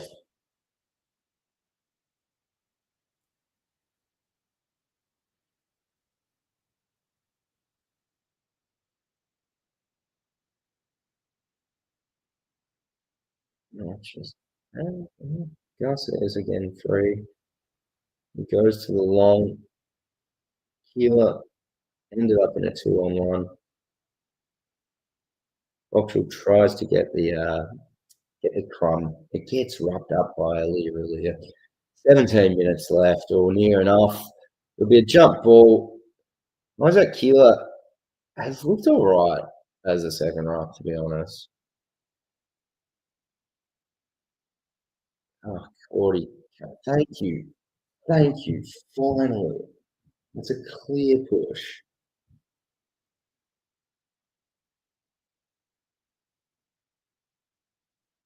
Yeah, I mean, we're talking about the lack of run and movement. I mean, we don't get to see a ton of the forward ball, but yeah, look, now that we do, it's very little movement. Oh, Wood just takes a knee straight into the back of Boyd's head. Keeler tries to do a snap off a 1 foot, which I don't mind. We're down by tons. Like, if you think you can do a snap off one shot, do it. And it's ended up in run and dash from pulled out the back.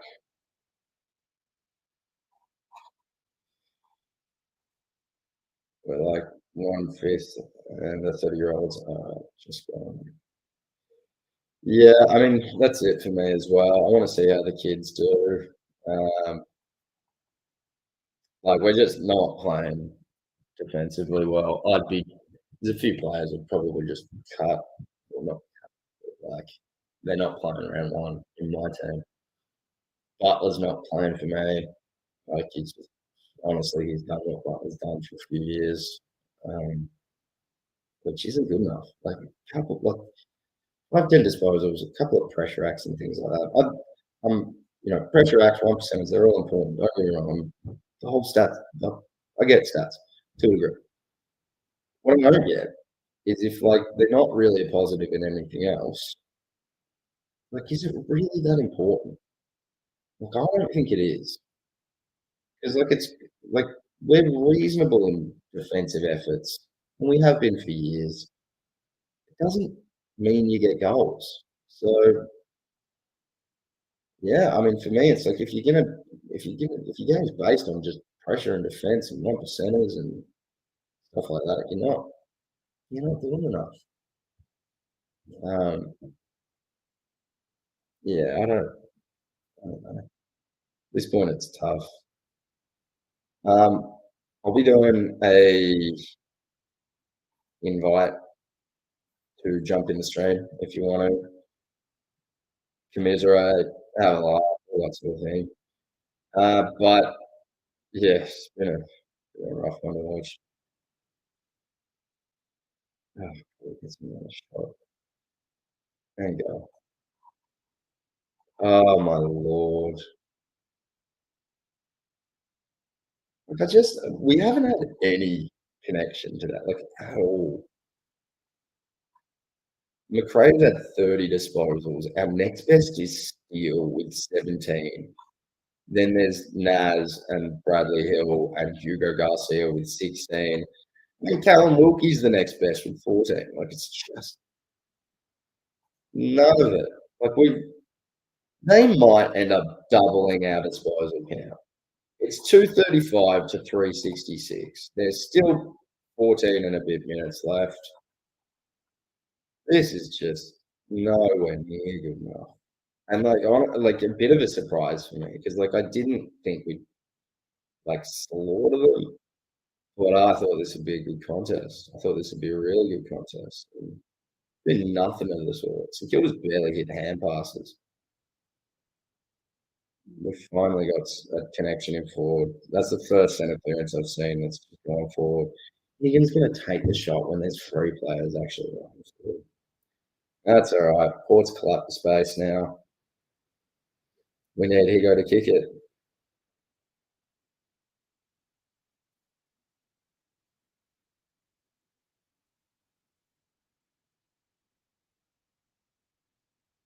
And Higo just,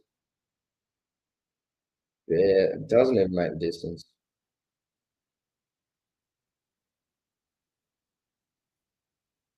It's honestly been like,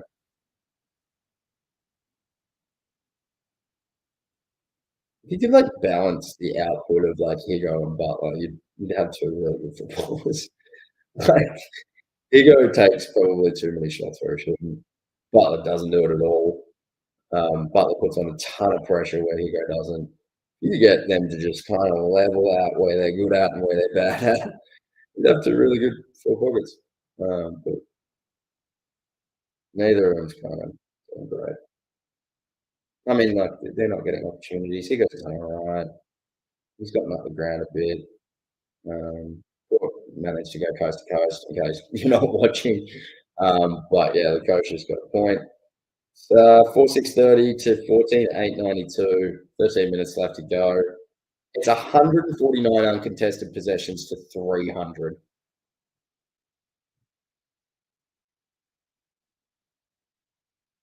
I don't think contested possessions is a very useful stat, but I think uncontested possessions are, and that's pretty damning. You're just not putting on pressure. Like you're just not at all.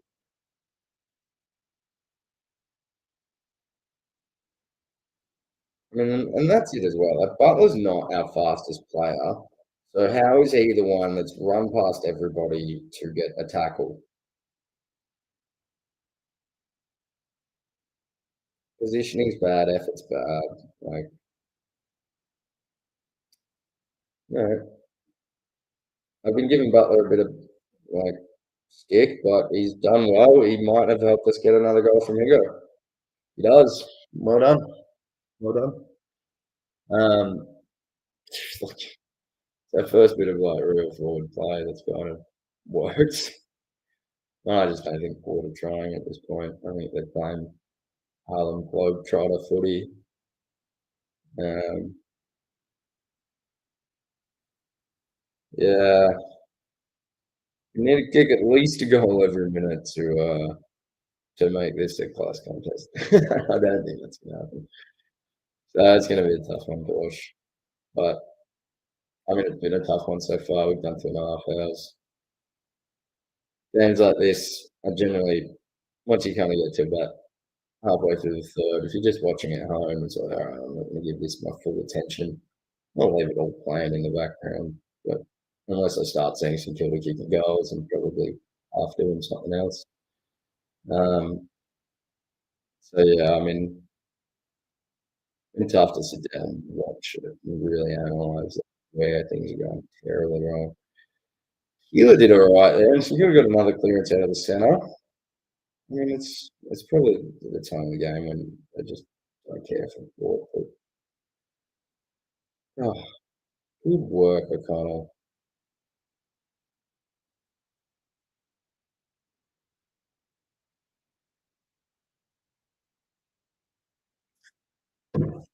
Right here, just goes straight between two players and hits corner Rosie.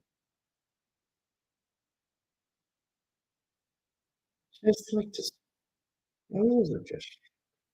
I don't actually that might not have been Brad Hill. Might have been pass off before, but I it's like yeah, the disposals have just been shocking. It's decision making and like actual execution. It's hard and it's both. Like you don't know where you start.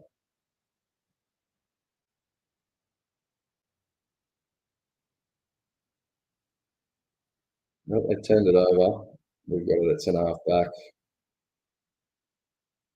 Oh,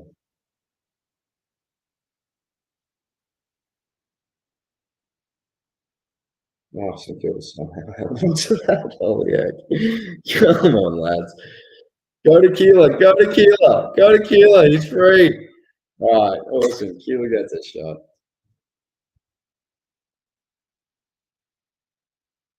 Yeah. Kingy's talking about how he likes Keeler. You mentioned that. I don't know, on one of his shows. I'm a fan of Keeler as well. What I've seen has been somewhat impressive. He's not like, crazy changing the game or anything, but I mean, yeah, if he can pinch it in the ruck, if he can get a goal or two, or even go back and play defence, like he's a big, big boost in that regard. Not the best kick, misses in the end, but reasonable effort from him.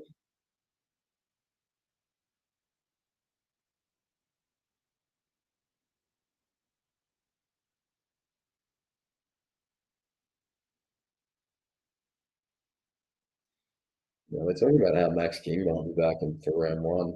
So, like, the surgery didn't really find anything bad.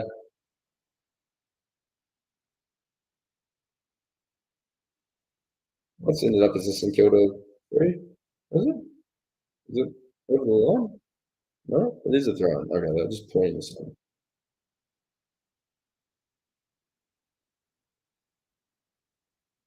Our boy does get the hit out this time. It ends up in a St Kilda and with Jack McRae, it's a high tackle. It's the first time St Kilda's looked competitive in a while, in the last couple of minutes. Um, Let's try very hard anymore. And it's kicks like that. That would probably be a cut off.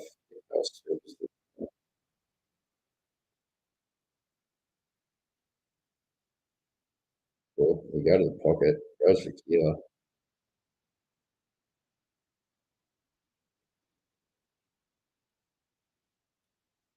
This is hard. Who do we think's in? There's a couple of people here. What do you think of the youngsters? Like, who's actually getting a game? Bring Keeler could. He can play a bit of back. He can play a bit of forward. He can play a bit of pinch hit ruck. Honestly, I'm less convinced by Harry Boyd today. He hasn't really won any contests. Well, not a ton of them. And like his hit out work isn't what he's known for, right? So it's like if he's not getting that ground ball, he really should be really be in the side. Um, he's definitely stronger than Marshall, which is nice to see. He holds his line a bit better, but I mean it's not like he's winning the contest out for us. So in some regards, I might prefer seeing Keeler instead of him because at least Keeler could play back, could play forward. You know what you might not know what you're going to get with him because he's quite young, but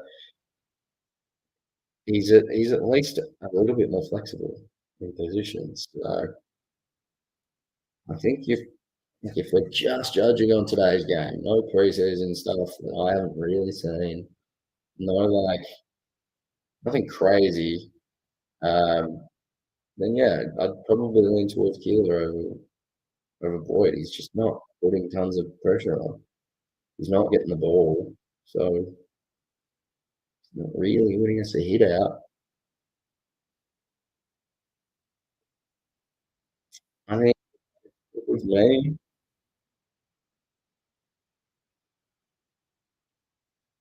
I'd be going Keeler.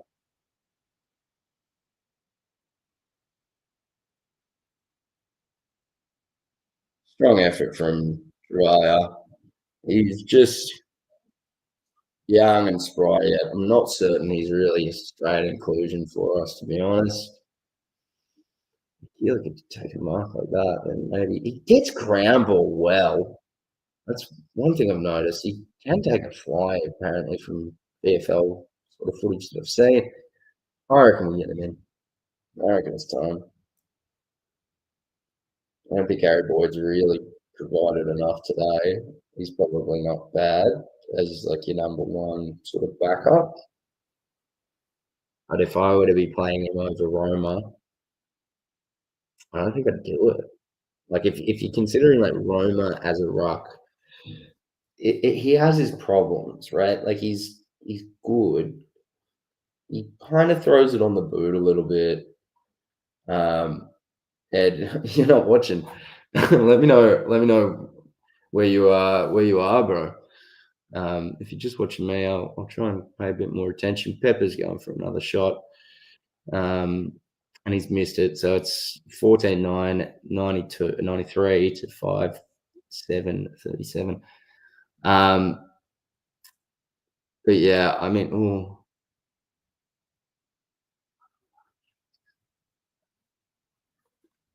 Jesus. Um, yeah, so I don't think I'd go with Harry Boyd, to be honest. Like if it's like Marshall versus Boyd in the ruck, and who you think is going to do better for your team, I'd be leaning towards Marshall. He seems to put in like he doesn't win particularly heaps of hit outs to advantage, but oh my lord, Wood went up high. Boxall going over the top. Oh my lord, he might get it straight away. No, he doesn't. Oh no, shocking bounce.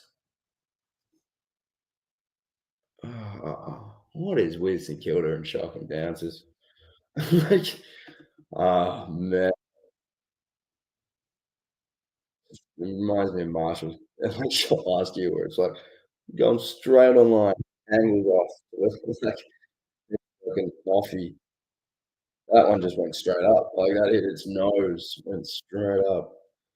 Um, yeah, I think I'd be leaning towards Marshall in a Marshall v Boyd one-on-one hit out sort of situation. In terms of groundwork, probably leaning towards Marshall as well, and that's his strength. So I mean, I just wouldn't play Boyd over Marshall from what I've seen today. I mean, he seems like a good backup, probably better than what we had. But I just don't think he's really shown enough to be number one ruck. Like based on what I've seen, I'd prefer to keep Marshall there and have Keeler as your backup because he can play anywhere. Like if we need him as a forward, we can have him. If we need him as a back, we can have him. He's there for ruck backup minutes. I think we've got to go Keeler over Boyd at this point. Um, but it's a very small sample size.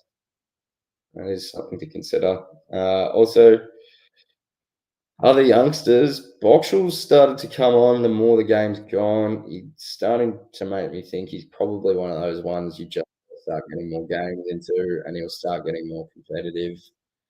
Um, Garcia's a lock. I mean, anybody that's saying otherwise is just wrong. He hasn't played his best game, probably similar to last week. Didn't play his best, but didn't play badly. And like, when he's not playing badly and he's getting reasonable results, it's also not his best. I think there's a lot to work with there. So he's one that's just probably straight in the side. That's a free to St Kilda, almost directly in front to Darcy Wilson. Hasn't been as around the ball today. Wilson, I probably would have liked to see him in the guts, considering how much we've been smashed. And look, maybe he's been in there and just not been kind of getting it. Like our players just haven't been getting a ton. Footy, I mean, McRae's done well. He's been a great pickup. Uh, if you go into the super coach route, the fantasy football route, he is a legitimate must-have. Wilson gets the goal. It's now 43 to 93. That's killed down by 50. We'd need to kick what? 3 goals in a minute at this rate to win. So I don't think we're winning anymore. It's probably reasonable to start discussing the season now. Yeah, I mean, not a great game. I'd be playing Boxall. I'd be playing Keeler in terms of players that haven't played a game. Um, I'm not sure I'd go anybody else. I don't think I'd go Harry Boyd. As I'd go Isaac Keeler. So Keeler's again in the ruck, and to be honest, I think Rossi might be thinking the same because Boyd Obviously, he's played a lot of the match. It's the last bit of it, but you could have him in there if you wanted. We've gone back to Keeler a couple of times now. He puts on a good tackle. Oh no. Is he going to be okay? He might be.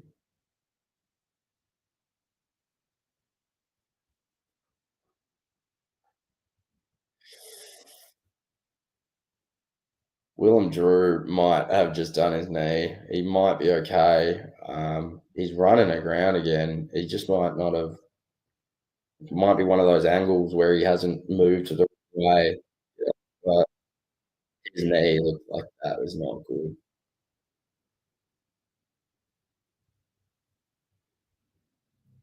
Oh, that was him. He didn't look great with that attempt.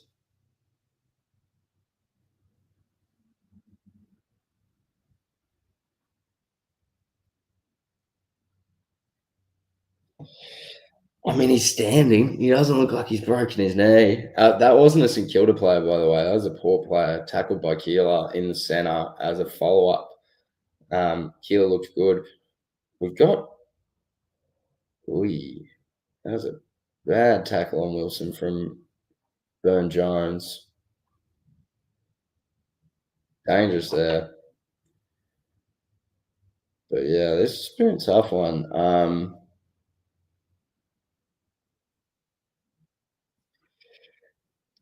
Yeah. Oh, Isaac Keeler with a big mark. Got to get this boy in. Get this boy in. He's gone down long to. Oh, Mason Wood just didn't put the contest on properly. That's just gone straight to an opponent. Unfortunately, good intercept, Mark. You can put that, but Isaac Keeler's got to make the side at this point. He's shown enough for me. He's won some hit outs. They haven't always gone to advantage, but like, let's get him in. Like, realistically, I think he's winning him at a better chip. We'll pull up the stats. Go player stats. Hastie's looked all right too. As somebody that has played a game, but not locked himself in the side by any regards. He's done reasonably well. Wilson with a bit of a shank in the forward line. Boxall puts on some good pressure, and it looks like that's going to go out in the full. It is. Minute and a half left. St Kilda might get another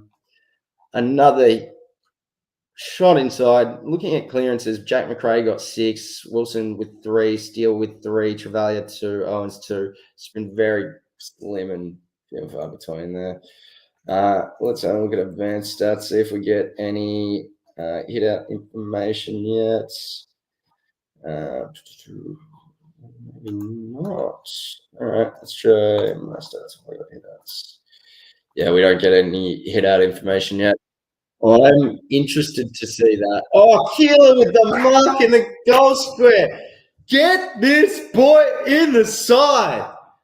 Something to celebrate at the end of this game. Oh, Bobby! Thanks, mate. Thank you so much. It's the homie jumpers. They should be doing a re-release. If you jump onto homie, they'll have some coming out soon. Carlton ones as well. So if you haven't got yourself one, keep an eye out. Keeler looked great. Mate. He's been the shining light for us this match. Otherwise, very painful to watch.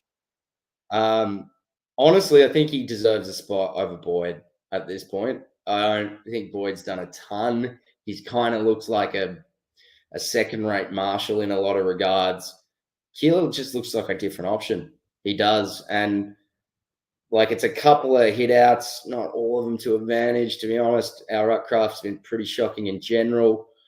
And yeah, yeah. The Adelaide one does look sick. Fitzroy's one looks sick. Some of them look better than the others. In terms of Carlton's one, it looks a little bit like the Cats. So I can kind of understand that. But yeah, I mean, just getting on to Eela because he's the only good one we've had today. He looks amazing. Supposedly a very lovely kid as well. can take a flyer. Took a good tackle in the center there as a follow-up. It looks like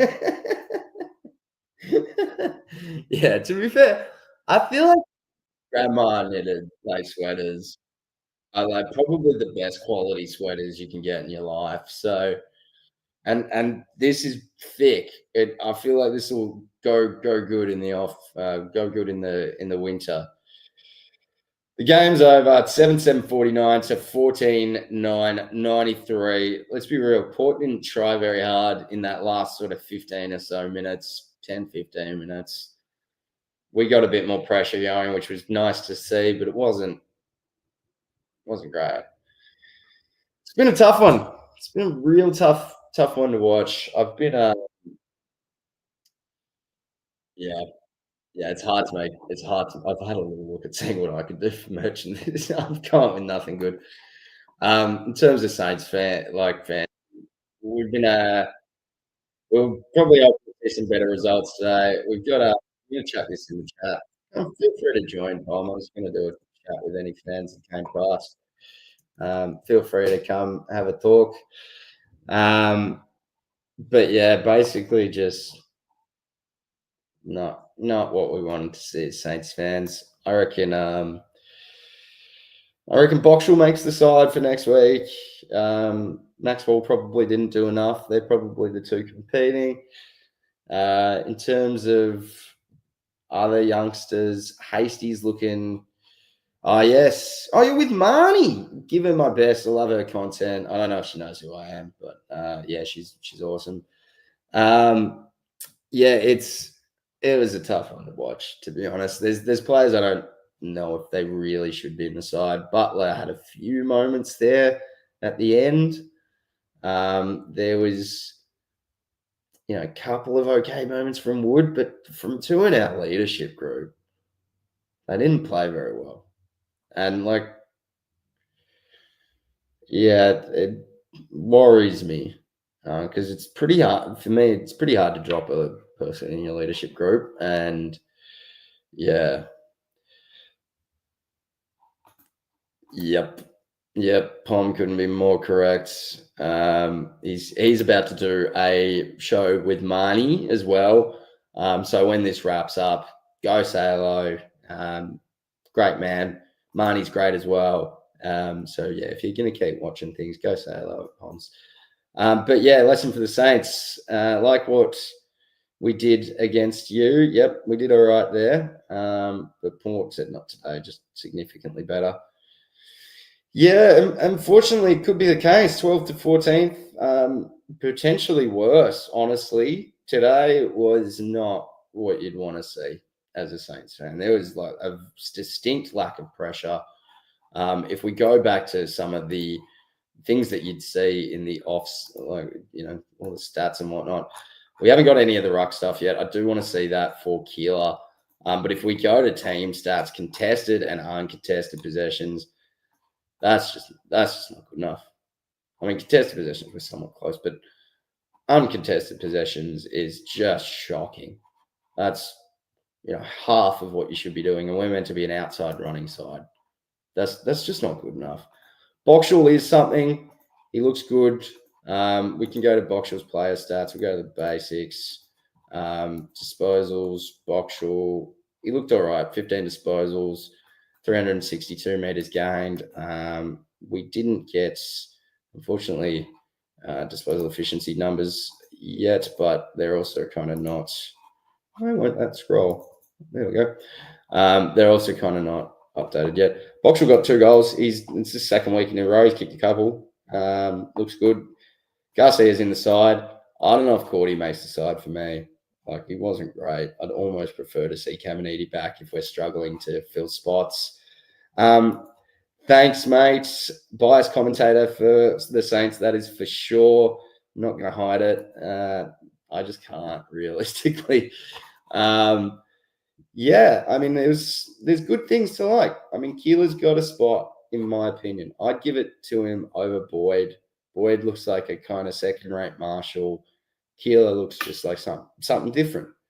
Honestly, yeah, I'd like to see Marshall up forward, but I don't want to see him up forward to the expense of our ruck like we're not great in the ruck role already. We can't just get worse. Like, I mean, look, don't get me wrong. We're okay in the ruck role. We're not great in the senses we don't have a mask on. We don't have Tristan Jerry as much as I wish we got him. We're just not getting huge hit outs to advantage. So I'd prefer to see something completely different than something that is similar to Marshall, but not quite as good. Realistically, we've got a fairly tall forward line. We can play Caminiti, we can play King, we can play Sharman, we can play Keeler.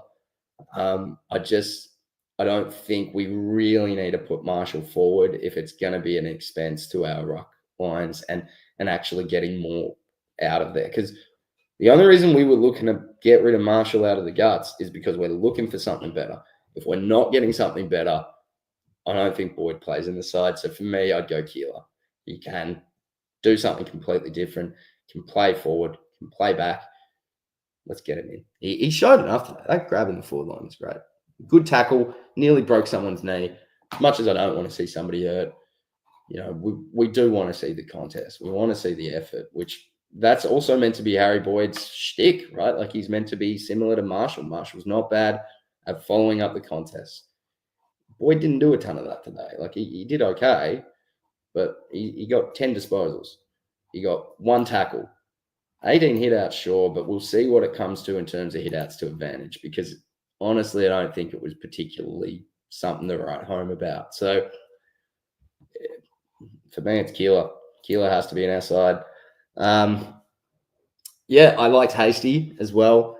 O'Connell looks really good, actually. It could be an outside pick. St Kilda's looking like they're going to have to play a lot of kids this year. For me, I like it. If we're not going to get like our senior players playing like senior players, what do? Right? You got to go for kids. So it might be a tougher year than I expected. After last week's efforts, seeing Carlton put on a show last night, I kind of thought we might be a little bit better than I thought. I was like, oh, damn, maybe St Kilda's like a top 8 side. Maybe I just read the situation wrong. But that doesn't seem to be the case after this. So, tough one. There is a link in chat, by the way, if anybody wants to come in, say hello, give your thoughts. Always happy to see what somebody else says. Maybe I'm just being too negative, Nellies. Maybe I'm not finding enough positives. So if you got something that you think I've missed, feel free to jump in, have a chat about it, and yeah, we can see what's going on. Otherwise, yeah, there is a few players to like. I'm going to keep harping back on Keeler because I think he was really the most positive thing for us today. For me, he gets that spot over Boyd. We've got to get it done. Even Cordy in the back line wasn't amazing.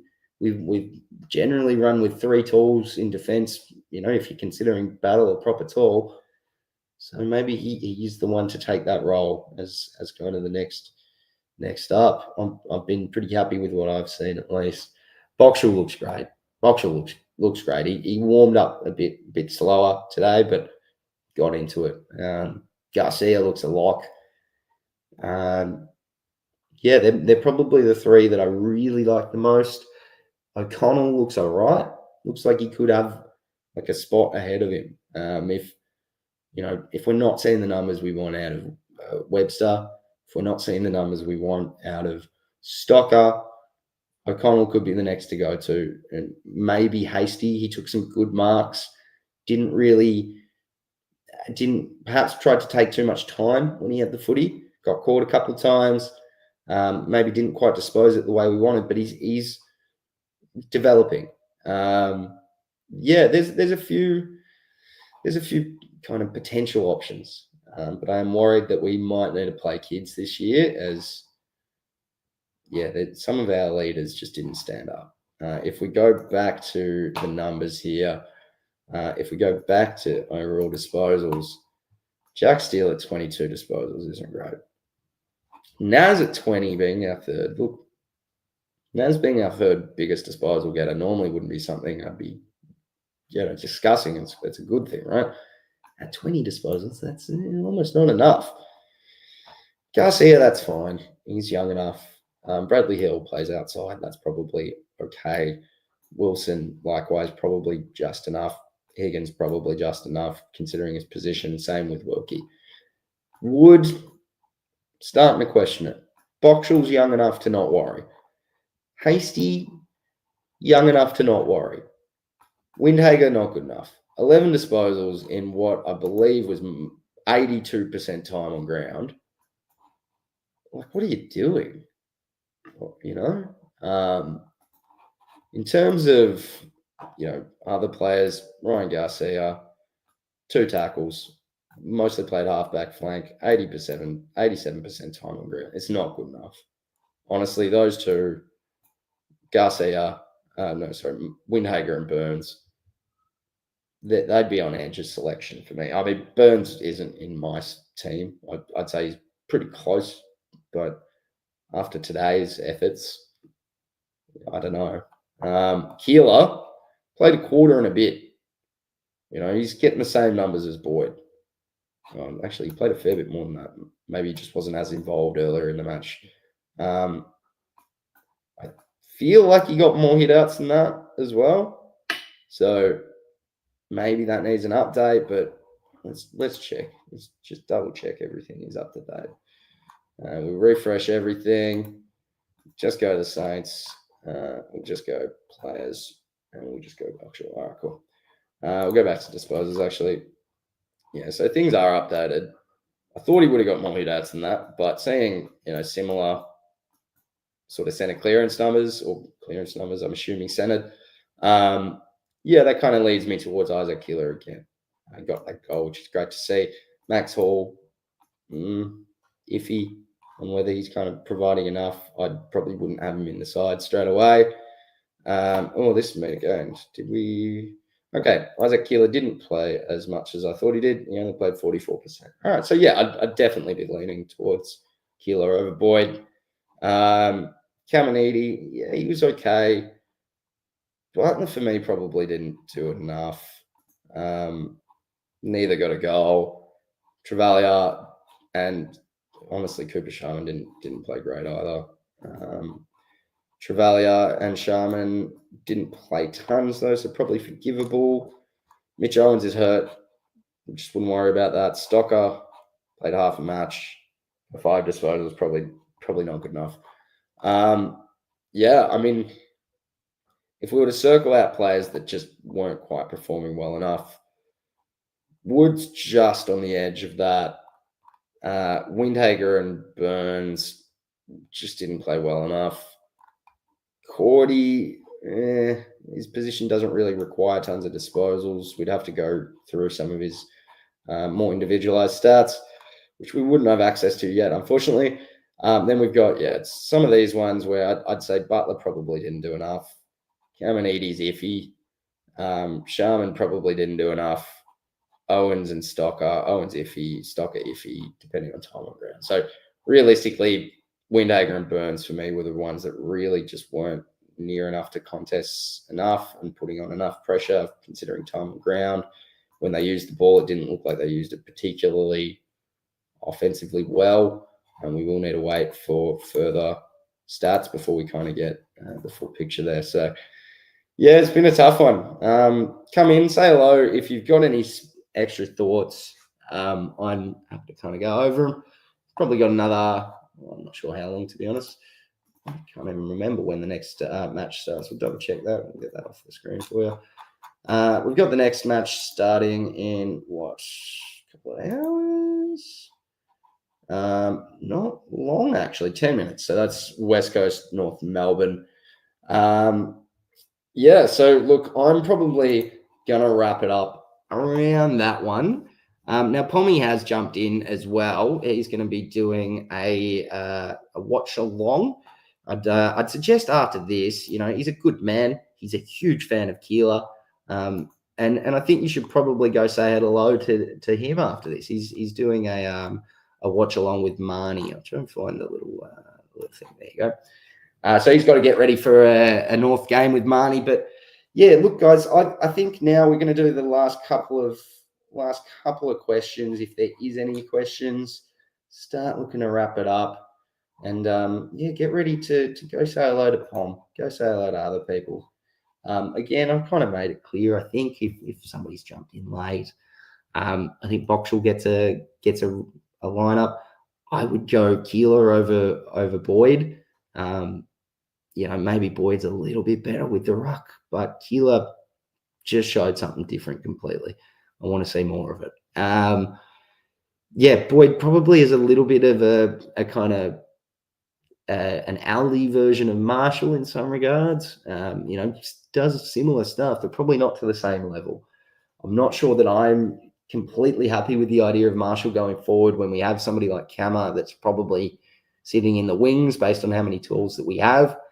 So I'd probably be keeping Marshall in the side as a ruckman and bringing Isaac Keeler in as a proper swingman. We can play him back, we can play him forward, give him time in the ruck. He's almost perfect. In terms of other people, there's a few. Garcia's obviously in the side. I don't think we see Travalia super early, unfortunately. He looks pretty raw still. Looks good, but very raw, very skinny, very lanky in his build at the moment. So hopefully we see some development there through the VFL and he can start proving his spot. Otherwise, it's a difficult game to watch. I'll be real. There's moments where I was probably a bit too negative. I do think as a general, decision-making process has been tough for us.